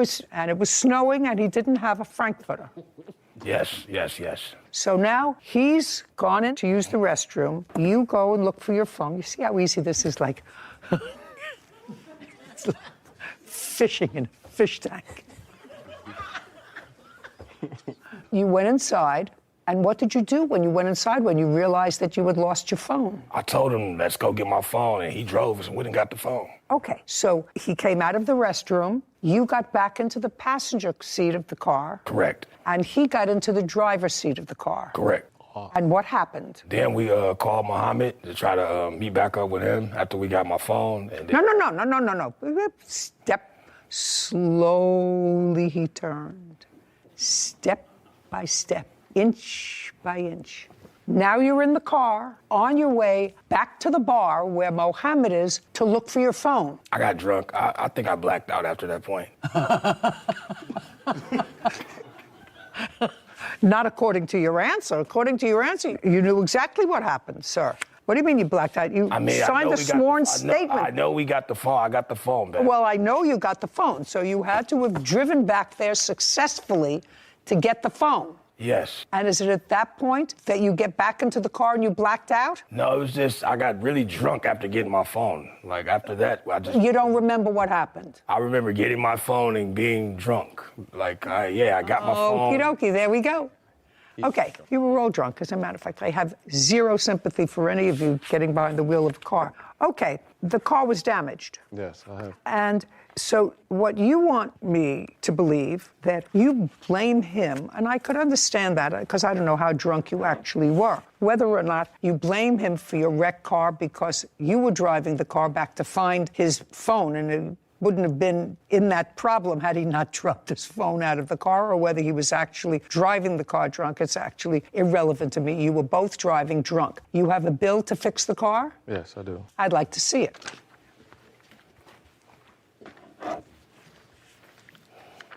And I have pictures of the accident. Okay, so, yeah. So the bill was $5,500. And you had insurance? Yes. And the insurance paid for how much? I had no fault insurance. So you didn't have... I didn't have collision. Okay. You didn't have collision, so you had to pay $5,500, which you paid. Yeah.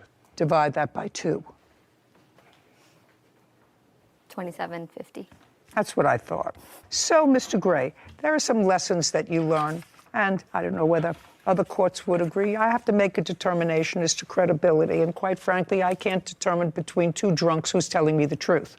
Because on the 27th of November, both of you were in no condition to drive a car. And I can't tell who actually drove the car at the time that it was wrecked. But I do know that you drove the car from a club to your barbershop, and that neither one of you stayed at the scene, called the police, because both of you were inebriated and knew that either one or both of you were going to get busted for a DUI because you both drove the car that evening. What? Ma'am, I was not drunk at the time that this happened. I did go to the bars, but I wasn't in the bars drinking. That I had one beer. $27.50, we're done. This court is adjourned. I feel like he kind of got the story wrong because I wasn't drunk, but... I think that was very fair. I feel like, the judge was very reasonable. I had one beer that day, but, there's a limit to, being drunk in the state of Michigan. It was just one of those drunk things, but we got it taken care of. I wanted to make him look like my vehicle. It was very snowy outside, and, something happened, and I don't remember. I didn't do anything. I just called a tow truck and tried to get the situation solved. And I'm very happy to get this case behind me. Satisfied I got something out of the deal. I don't know. Hopefully we could get back to being friends. He's a good guy. I'm surprised you gave them anything. Unclean hands don't deserve money from this court, as we've seen time and again. So I'm surprised, really, that you gave him even half of what he was asking, because you couldn't tell which one of them was credible, if either of them were credible. And so what are you supposed to do? I guess splitting it down the middle was, I understand why you made your judgment, but I would have taught him a lesson, given him nothing. Interesting. Drunk driving is nothing to play around with. Yeah, okay. Very serious. Yes. Okay. I'm glad in the DNA it's getting tougher rather than softer. Oh, yeah. Okay, good. Yeah. You may be right. You may be right. I just felt that they were both at fault. And either you leave the parties where they are, or you say both of you have to hurt a little. Yep. I understand. But I actually understand your position. Respect. Christian Sanchez is suing his former employer, Juan Vasquez, for unpaid work and defamation of character. Court come to order. All rise. Be seated, please. Hello, Judge. Case number 2007, Sanchez versus Vasquez. Thank you. You're welcome. Mr. Sanchez, how old are you, sir? I'm 26 years old. And what is your educational background? I have a bachelor's degree in film that I got from Full Sail University. I'm currently... Slowly. I'm sorry. You have a bachelor's degree from? Full Sail University. Where is that? Orlando, Florida. Orlando, Florida. That I can hear. You have to understand, when you're dealing with someone of my age, you have to sort of factor that into your speech. People who are 26 may be able to follow you. I'm senior. I need people to speak slowly so that I can follow them.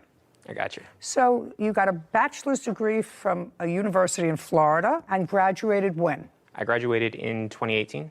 And from there, what kind of work did you do? From there, I jumped around a little bit. I did Okay, work... you jumped around. Did your family live in Florida? No, ma'am. Where do they live? They live in Beaumont, Texas. Did you live with them at all in Beaumont? No, ma'am. After college? Not until the pandemic.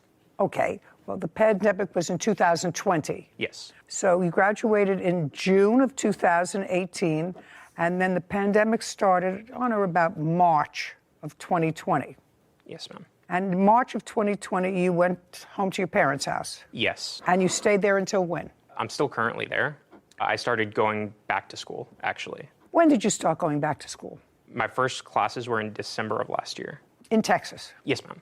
Okay, great. So you actually had a year and a half out of school when you were hopping around. Yes, ma'am. So I want you to tell me who you worked for in that year and a half. I was an intern on a documentary. Okay, and when was that? That was about a few months after I graduated. So maybe September, October? Yeah, probably around there. I did a few independent films. Okay, and what kind of work did you do for them? Just kind of depended what they needed. It was mostly Like a PA PA? stuff. Yeah. Like a PA. And for that work, were you paid as a PA? Yes, ma'am. And how much were you paid as a PA? They paid me $75 a day. Pay you in cash? They paid me in cash. Okay, so you did those couple of little projects, and then what? I was also waiting tables at the time. Okay, well, you got to eat. Right. After the pandemic hit, my lease was up. I moved back home. Decided I would go back to school to get a tech job. I'm going for cybersecurity right now. I had heard through a family friend. Okay, let's stop there. This case is, I don't think so difficult, but relatively interesting for me because we don't get them all the time. Mr. Vasquez, you were making a movie. Yes, Your Honor. Is this the first movie you ever made? No, Your Honor. How many movies have you made? This was film number 5 for me. Written, directed, produced. Is it a fiction piece or a documentary? It's actually based on a true story. So it's a docudrama? Correct, yes. See that? Are you impressed with that? There you go, a docudrama. How long a film? 90 to 100 minutes. We're still in post, still editing. So Keep your voice up. Approximately how long? 100 minutes. What was your budget? It's still in About what was your budget? Then you're going to tell me where you got the financing. roughly 120,000. Where did you get the money from? A lot of it was my money and other producers. How much did you put in? Over 80,000. And you've got other people in for about 40. Yeah. Did you make money on your other films? I have, yes, in the past. Okay, this is what the case is about. Mr. Sanchez says that he was hired by your company. And he was hired by your company to work on this last film that you were doing. And it was a paying job. And at the end of the period, he was not paid. And in addition, he says that when he complained about not being paid, you put out there on social media that you weren't paying him because he was on drugs. Is that what the case is basically about? Basically. It wasn't on social media. It was through text messages. He accused me of it, but... Text messages? Yes. Well, that to me is almost social media. If it doesn't come to me by the U.S. Postal Service, I call it social media. I know. Okay. Did you answer an ad for this job? No, I heard about it through a family friend. And when did you meet Mr. Vasquez for the first time? We didn't actually meet face-to-face until about Saturday, July 10th, 2021. Did you communicate via text messages or Yes, ma'am. emails? Well, when was the first either text message or email? The first text message was on Monday, the 28th, 2021 of June. 6/28, 2021. May I see that, please? Of course.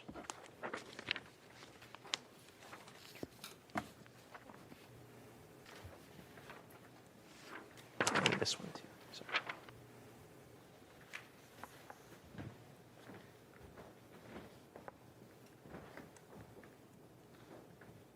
Okay. Anything else? Okay. So you first met by email. You say you have one spot available for him as an internship, and then practically immediately thereafter, you say somebody's family is sick in the crew. You have a spot for him as an assistant director. So, Your Honor. I'm reading this. Well, you have to tell me what that means. I need a first AD. Someone's family is sick and they can't do it. Correct. So what is an AD? He's basically going to assist me as a director, everything from... Assistant to the director. Correct. Okay. Yes. I need a first AD. Someone's family is sick. So that's different from an internship. Yes, ma'am. Well, I mean, we do have internships where people don't get paid, and then you have internships where they do get paid.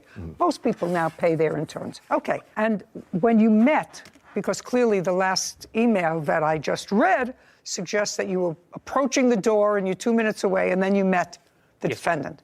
Tell me about that conversation. The thing that I find most troubling here, actually, for the both of you, is he says that you told him not to tell the rest of the crew that he had COVID because they would freak out.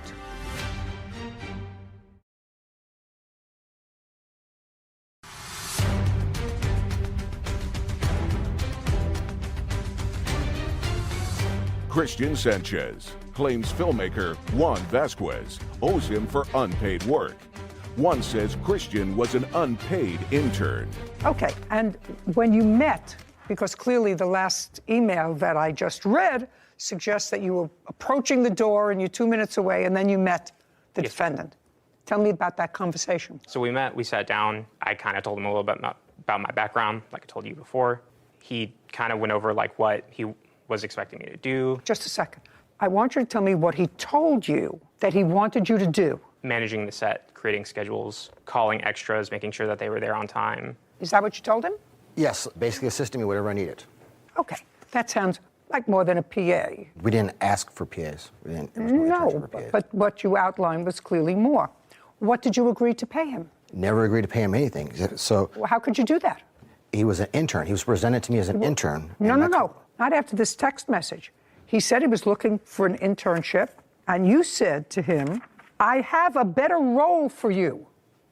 I need a first AD. Someone's family is sick. Whose family was sick? The name of the person. I don't recall. Okay. When you did a budget, did you have a budget for a first AD? No, we didn't. Careful. Did you have a budget for a first AD? No, not that I remember. I usually don't use a first AD, so the terminology... No. Listen, you know who produces this show? You want to be careful with what you say around people, who are buying your product. Sure. Right? Because you're going to be presenting them with budgets, eventually, hopefully, for you. There's no question that if I got this text from you, Mr. Vasquez, I would say, oh my God, I'm going to get a different job, a better role, because he says I have a much better thing. Somebody who was supposed to do it got sick, they can't do it. That's a much different thing from what you describe as bringing me iced tea and setting up the coffee. That's a different role. What did he tell you he was going to pay you, sir? He told me, verbally, he told me that... Look, careful when you talk to me. At that meeting, that day, what did he tell you he was going to pay you? $150 per day for 14 days. How many days did you actually work on the set? On the set, I worked 14 days. It's a lie. I got COVID on the last 2 days, and he asked me to work from home. And I still scheduled and did all that stuff. I never asked him to work from home. You got COVID the last 2 days, so you were actually there 12 days. Physically there, but I was still working for him. Who knows? How do I know that? I have text. I would like to see the work that you did from home on day 13 and 14. 1,800 for 12 days, not including. Okay. On those specific days, I have it on my phone. Could I pull it up? No, I want to see what you did. If you did work, you sent emails out, you sent scheduling out, and you would probably have to have a conversation with your boss and say, I have COVID, but I'll do whatever I could do from home. I have all of that. I'd like to see it. Yes, ma'am. Your Honor, if I may interject.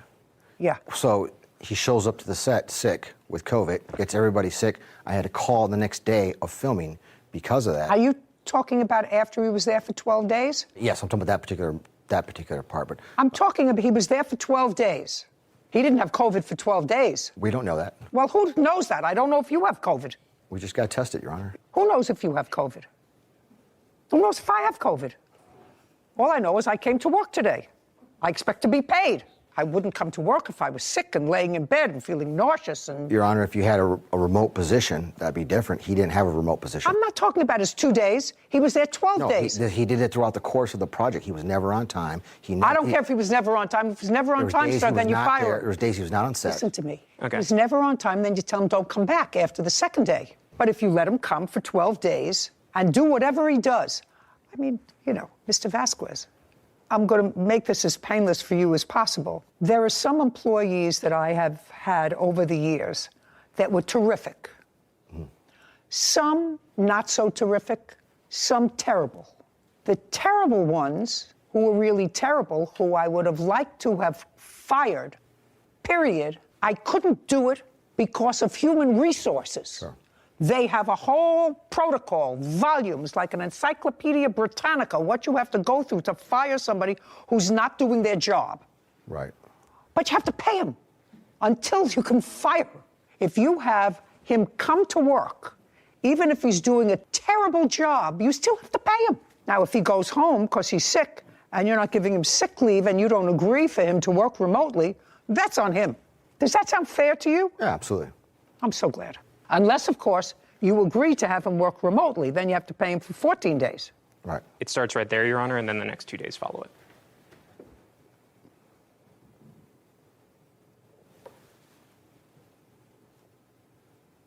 JV, that's you? Yes, ma'am. JV, that's you. So you did, in fact, confer with him from home. Tell him to order food, to picking it up. I don't care if he worked for you for a half hour. He's not your friend. The thing that I find most troubling here, actually, for the both of you, is he says that you told him not to tell the rest of the crew that he had COVID because they would freak out. Correct. And he didn't tell the rest of the crew that he had COVID. Well, you told him not to. And he said, okay. Well, you have to know, as a good citizen, that's not the right thing to do. You do understand that. And, you know, by not having him on the set, we thought that was proper protocol. No, you're supposed to notify people who you came into close contact with. You know, I remember they had this whole contact tracing. I know people call all the time and say, you know, is, Your we Honor, were out everybody together that was a month on ago. The set, What? The reality is, everybody that was on the set, we did discuss the fact that he had COVID, so people knew that. I don't care whether people knew that. It says here, I won't say anything to the rest of the crew, like you said. Yeah, because I didn't want understand to that you create don't want everyone to freak out. I just find that troubling. In any event, it's just he like clearly yelling bomb in an airport. You know, that would have created a bigger hysteria. Well, that's what COVID is. COVID is a bomb in an airport. We conveyed to everybody on the set what was going on. The reality is, this man was presented as an intern, never said paid internship. Once he got on the set, he tried to strong-arm us, then demanded the money once he had all the information on the set. We didn't hire him. We didn't post a job for him. We made a job for him because a producer called me up. This is when nepotism goes bad. This kid couldn't even order pizza, Your Honor. He spent $300 at Domino's. Who spends $300 at Domino's? Mr. Vasquez, then you fire him. I should have fired him. Do you him. understand? I should have fired him. Then your recourse is to fire him. And you're a little company that doesn't have an HR department. Say, you know what, what's your first name? Christian. Christian, you're a nice guy, but it's not working out here. I'm going to pay you for 3 days because that's what you were here. Don't come back. I'm going to get somebody else. And we should have done that, Your Honor. But that's what you should have done. Yes. But that's not what you did. You continued to use whatever limited services he provided, even when he was home with COVID. Yes. Even when he went home with COVID, you continued to ask him to do things for your company and for the film, and that you can't do without compensating him. You gave him a job, and if he didn't work out, say, what was the name of that woman from that show that says you're fired or something? The weakest link. Weakest link, that was the lady. She was terrific. Well, anyway, you say you're fired. That's easy.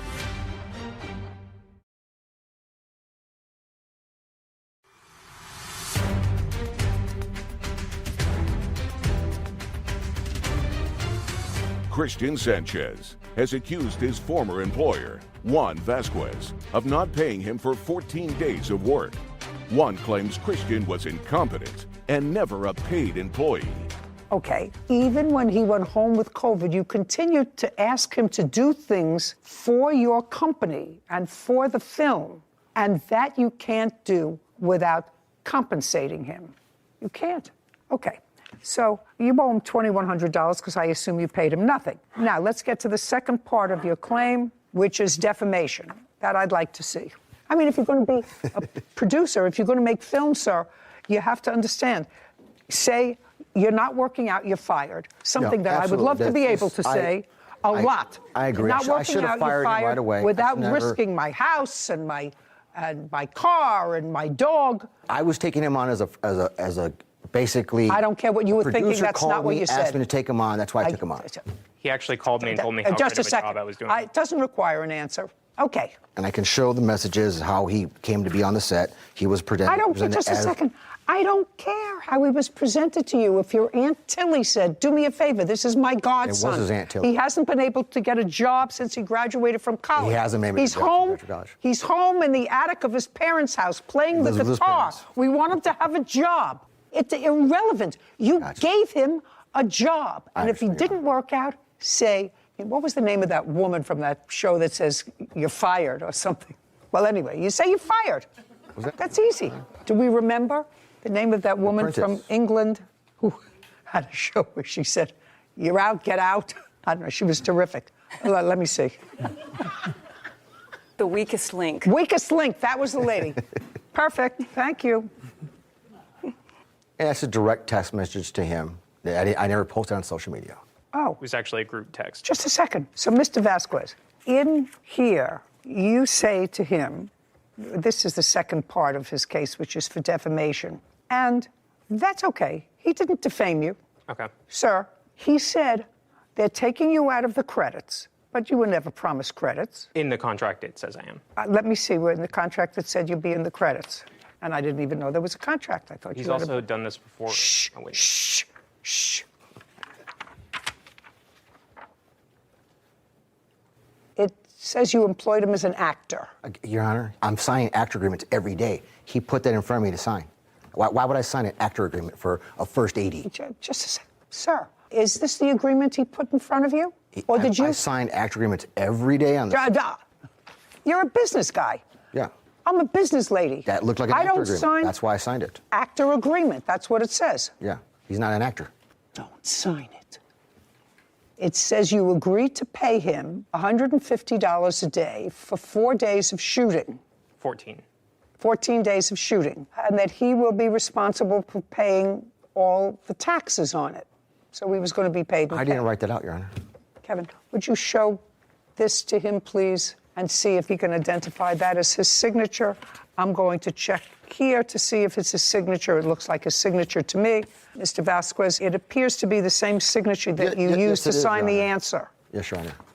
So that's your signature? Yes, Your Honor. Okay. And this says, actor shall receive a credit for acting in the film. Well, that's ridiculous. You didn't act in the film, right? No, ma'am. Well, we're going to strike that out because you can't perform that because you didn't act in the movie. Do you understand? I understand, ma'am. Okay, very good. And it's clear that whatever this says, based upon this, if you delete one part of a contract, let me see if I remember. If part of a contract, Sarah, is impossible to perform, Then it's not fully integrated. and one party acts on that contract, and you can retain part of the contract because of services that were rendered pursuant to the contract, you can eliminate one part. Yes. So I can eliminate the actor part of getting credit. So you're not getting credit on this. You're entitled to the $150 a day. As far as the defamation is concerned, sir, what he said in here was clear. He said he was told by someone else, which is very possible. And the only thing that you can produce for me today is this fellow who said you tried to put together a little bit of a drug transaction. Are you? No. Well, then you're irrelevant. You can produce, because if he says, told me, then he's not saying you did this. He put it in a text to you that He this said is it what in he was told. retaliation whenever I served him the night before. The very next morning, he sent me that text message. I don't care. I don't care. He's not a great businessman. Judgment for the plaintiff in the amount of $2,100. Thank you very much. We're finished. This court is adjourned. I thought she was very fair. I'm really, really happy with how the judgment came out. He was an intern. Interns aren't paid. It never said paid internship. He tried to avoid signing a contract at first. The reality is, with a budget, we would love to pay the kid, but he cost us more money than he was actually worth. He lies constantly. Nothing's ever his fault. He always makes up a new scenario in which he's the victim. He couldn't even order pizza. I mean, who spends $300 at Domino's? Handed me the actor's agreement, told me to sign it. No more nepotism. If I don't know him, I've embedded him. I don't want them on the project. A little bit weird, but it had everything. And this kid is going to go be a cybersecurity guy. Always save your receipts, dude. Always just keep any sort of communications, even if it's a phone call, send a text or an email that just recaps what you said. I was so happy to vent for a moment on the current inability to fire inept people and to fire people who aren't doing their job, which has been getting worse over the last quarter of century. I actually believe that HR is a vital service for people who are unjustly, based on something other than their performance, treated badly by an employer. Mm-hmm. And harassment in the workplace, I think, is important. Anyway, I got that out of my system. The contract. Yeah, the contract. I think it was unenforceable to begin because I think the form was clearly erroneous. It wasn't the proper form. He wasn't an actor. Both of them knew he wasn't an actor. Right. However, it was signed by both parties, and there was substantial performance on behalf of the plaintiff by showing up to work every day, performing his duties under the contract. So as soon as he substantially performed the contract, the defendant can't then claim it's unenforceable. First of all, because he's not an actor. Exactly. Yeah, that's what I thought.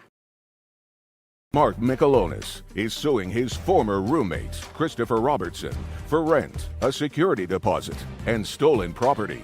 Court come to order. All rise. Have a seat, please. Hello, Judge. Case 2066, Michelonis versus Robertson. Thank you. You're welcome.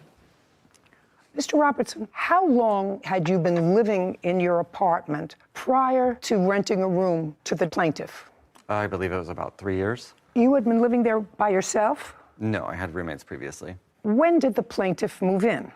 I believe that it was January 1st of 2017. 2017? It may have been 2018. It was the first, I forget. It was 2018. That's correct. How long did he live there with you?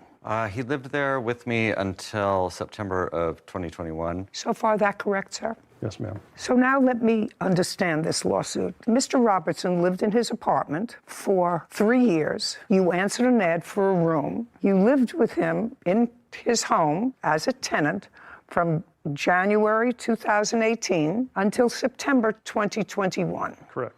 At that time, there was a dispute. We will get into that in a moment. There was a dispute. During part of that time, Mr. Michelonis, you did not pay rent. Is that correct? During COVID? That's correct. For what period of time did you not pay rent? Well, there was, Give me how many months did not pay rent? There was... You don't have to think out loud. How many months between January of 2018 and September 2021 did you not pay rent? Give me a number. That's a number. 4 months. Some months I paid partial rent. But there were 4 months that I did not pay any rent. 4 months, no rent. And how many months did you pay partial rent? I believe that would have been 4 or 3. So for 7 months, you did not pay your rent. Paying partial rent is not rent. Now, my question to you, Mr. Robertson, is this is an apartment that you rent. Yes. Or rented. Mm-hmm. From January 2018 until September 2021, was your rent current? My portion of the rent was current. What do you mean your portion? My portion that I was responsible for. No, it's your apartment. You're responsible for the whole thing, Mr. Robertson. Yes. Okay? You're responsible for the whole rent. And if what you chose to do was to say to your landlord, listen, I have a roommate, I'm just paying my portion of the rent, my roommate isn't paying his, right, then your rent wasn't paid. Yes. And I assume that your rent wasn't paid for the same period of time that he didn't pay you his portion of the rent. Yes. Was it for any period of time greater than that? Greater than the 4 months or the 7 months that he didn't pay rent? I went through my bank statements, and they went back until, I believe, July of 2020, and that's as far back as my bank app lets me go. Okay. There were more months than that I received partial or no rent payments for. From him? From him. I'm asking you about your landlord. If you didn't pay your landlord, you telling me your landlord didn't file an eviction against you? There were several months that he did pay his full rent. And so that would have meant that the entire rent for that period. Well, I know, but if the rent was not paid, did your landlord ever serve you an eviction notice? No, there was an eviction moratorium in Alameda County at that point for unpaid rents due to COVID. Gotcha. So that would it be a fair statement that you both took advantage of that? He took advantage of it, and so did you. I wouldn't say that it was me trying to take advantage. I would just say it was my inability to cover the entire rent. Your portion as well as his. My portion was always covered. Your portion was covered? Yes. Okay. Now, Mr. Michelonis, when did you move from month and year? It was September of 2021. And when did you leave there? I believe it was the 3rd or 4th week of August of 2021. So you both left the place at about the same time? I left involuntarily, but yes. Well, you left involuntarily, because that's what this case is about. Okay, so now I have the structure of it. Do you understand the structure of it? I understand. You understand the structure of it? I just want to make sure that people out there watching understand the structure of it. So you were the rentor, and you had an argument. It resulted in a protective order for somehow some genius put him out of his own apartment because of these protective. You weren't in the hospital for anything, were you, as a result of an assault? No. No. You have no medical records there of being treated for any injury. It was a harassment. Just a minute. Do you know my husband harasses me every day? Every day. I couldn't think of evicting him.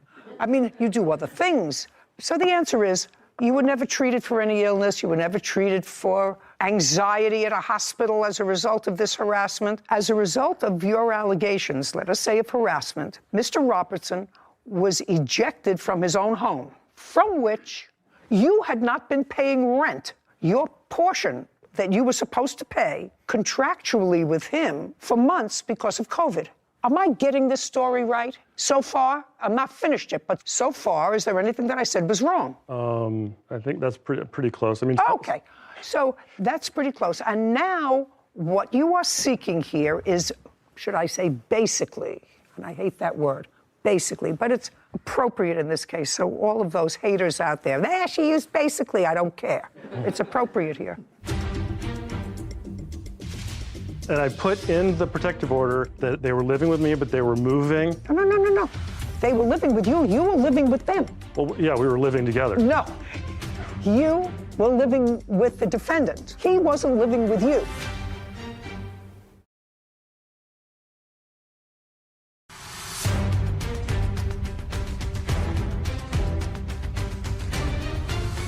Mark Michelonis claims his former roommate, Christopher Robertson, owes for rent, a security deposit, and stolen property. Christopher is countersuing, claiming Mark owes him for rent. Now, what you're claiming in your lawsuit is that after a review of the copy of the underlying lease, you found that you were paying the vast majority of the rent. Correct. And so you want a return of that money. That's correct. Under what theory in the law? Well, basically that he defrauded me. Now you can't use a basically. Okay. I want to know what theory is there in the law that says if I own a building and I lease to someone the whole building for $10,000, and then I find somebody who is prepared to pay me, and I have the first 2 floors of the building. 3rd floor is vacant. I find somebody who's willing to pay me $9,000 a month just for the top floor. That makes me a good business person. But unless there is something that prohibits him from doing that... There is, Your Honor. Show me. There's a clause in the lease. No, just show me. Okay. I'm a lawyer. I can read a lease. So the sublease that I agreed to with him incorporates the entirety of this master Just a second. lease. I'd just like to see it, Okay. please, sir. I'd just like to see it.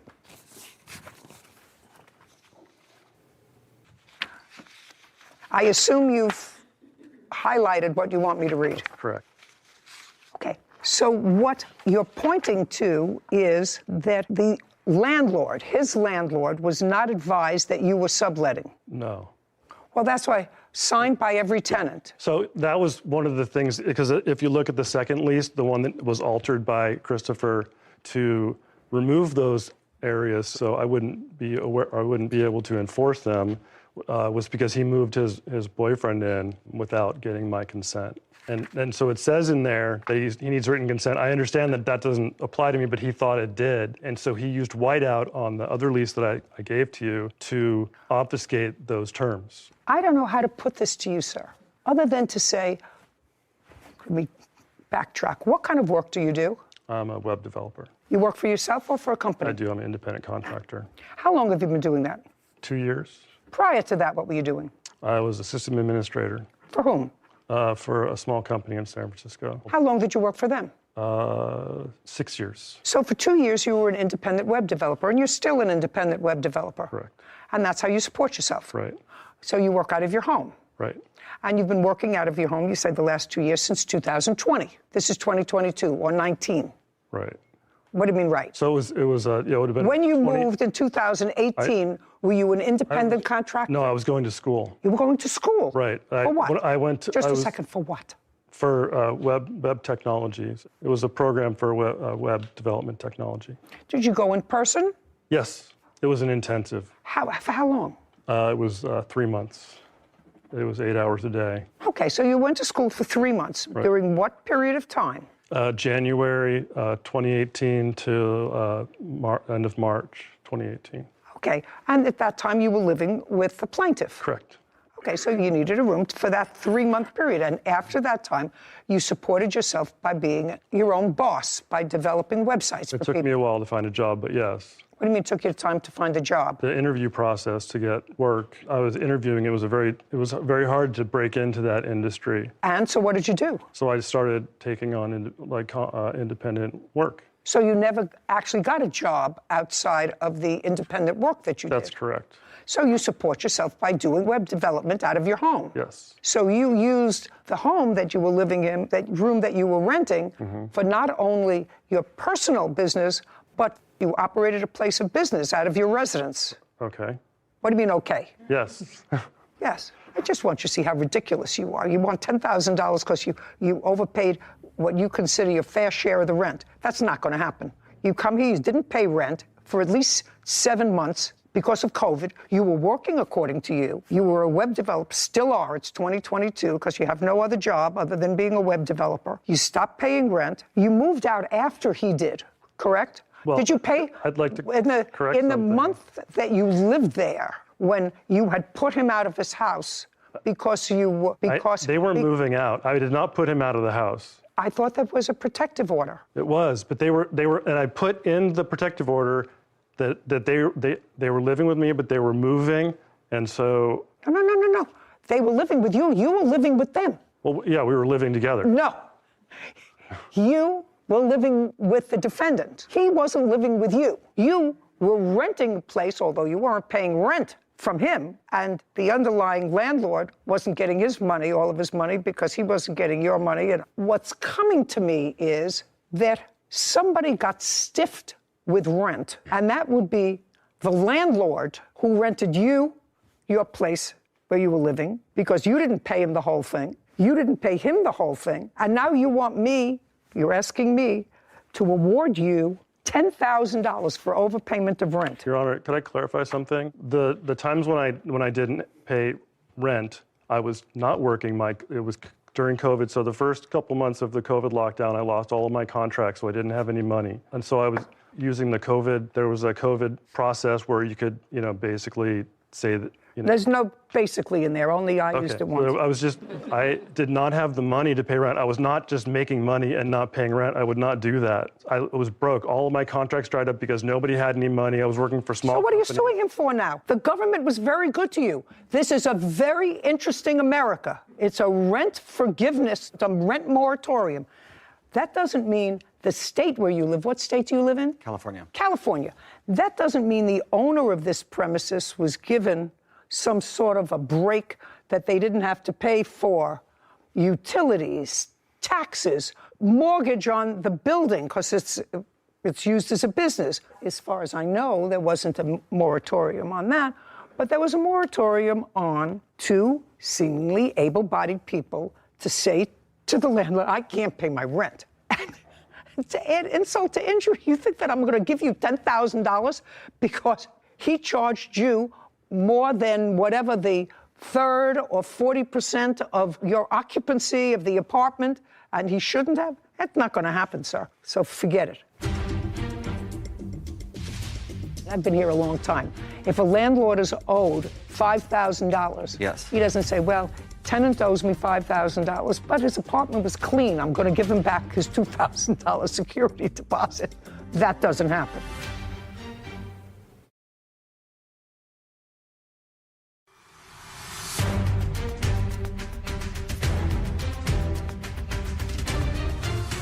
Mark Michelonis has accused his former roommate, Christopher Robertson, of overcharging for rent and keeping his property. Christopher is countersuing Mark for unpaid rent. Now, you gave him a security deposit. That is part of your lawsuit. Correct. So I want you to forget the overpayment of rent because it is ridiculous. Okay. So now let's go to the security deposit part of your complaint. Did he give you a security deposit? He did, Your Honor. Now, he didn't pay rent because of this moratorium Yes. on rent. Did you get your security deposit back from the landlord? I did. How much?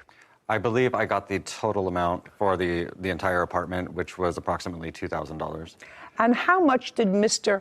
Michelonis give you as a security deposit? He gave me $1,250 for the security deposit plus a $300 pet deposit.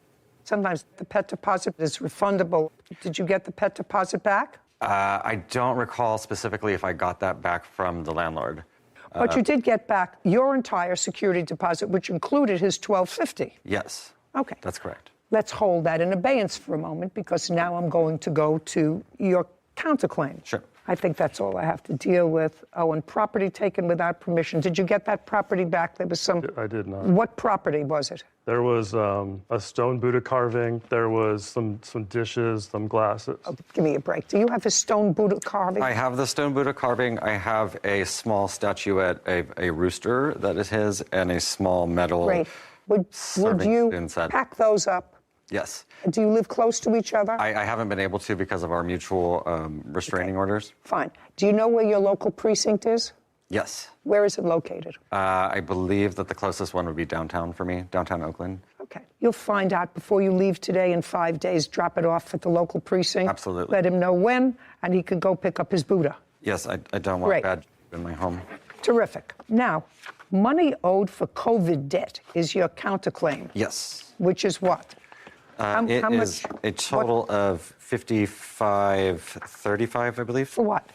That is the unpaid rent. But you didn't pay his rent, you just told me. Right, and so this is the outstanding balance of the rent that he never paid that I'm responsible for as the master tenant. Oh, no, you just told me that you got your security deposit back. If you got your security deposit back, sir, that means that the landlord is finished with you. According to the law... Not according to the law. If you got your security deposit back, the entire security deposit, the landlord has written it off because otherwise he would have taken your security deposit if you owed him or her money. Do you understand what I'm saying? It's very simple. I understand what it's you're very saying. simple. I wish I could explain that to them in your... Well... in your manner. I want to tell you something. I've been here a long time. If a landlord is owed $5,000, yes, he doesn't say, well, tenant owes me $5,000, but his apartment was clean. I'm going to give him back his $2,000 security deposit. That doesn't happen. So only in the land of Oz does that happen. They might live there. No, they might live there, but I don't live there. Okay. You owe him $1,250 for security deposit. This case is over. Your counterclaim's dismissed. We're done. Court is adjourned. Thank you very much. I would just like to bring... Bye. Well, I was a little upset. He's being a drama queen. The clause in the lease was to prevent people from basically taking advantage of the fact that they've been living in a place for a long time and gouging rent for new tenants. He said I was price gouging him because he was enough to pay more rent than he might have if he had done some more research. They were trying to make it equal, and every place that I've lived in, there was always an equitable share of the rent. Like no one was ever gouging anybody. So I felt that I was unjustly charged. Well, I can't say it wasn't very satisfying to hear the judge call his claims ridiculous to his face. Basically, he was leaving the front door open, making it so my dog could escape easily. He was filling the house up with smoke. We both burned sage. He was basically trying to get me riled up. He wanted me to move. While I am disappointed that I won't be able to recover some of his COVID debt. Basically, the moment that he was, it was inconvenient for me to be there, he tried to make my life miserable. I'm glad that I will never have to see him again, and this is done. I'm not living with roommates ever again. I've got my dog, and we're cool. He was a nightmare, and I never have to see him again. Far be it from me to second guess another judge, but it would seem to me sort of outrageous unless there was some sort of a physical altercation. Why anyone, because he clearly was excluded from his house. He left first, and he said, involuntarily. Would anybody exclude the original tenant? The original When I read the papers, I thought the same thing. I thought that was outrageous, that they would throw out the primary leaseholder on a lease in favor of his subtenant, which may or may not have been legal to begin with. I can understand it if there was something more serious, but harassment, I just don't understand it. But I didn't. Mine is not to wonder why. Mine is but to do what I do. And I don't think that when you come into a court where you have at least participated marginally in a giveaway, to then come in and say, you know what, there's a technical thing. He wasn't supposed to charge me this much rent because I didn't occupy this much of the apartment, whatever. Ridiculous when you didn't pay rent. Exactly.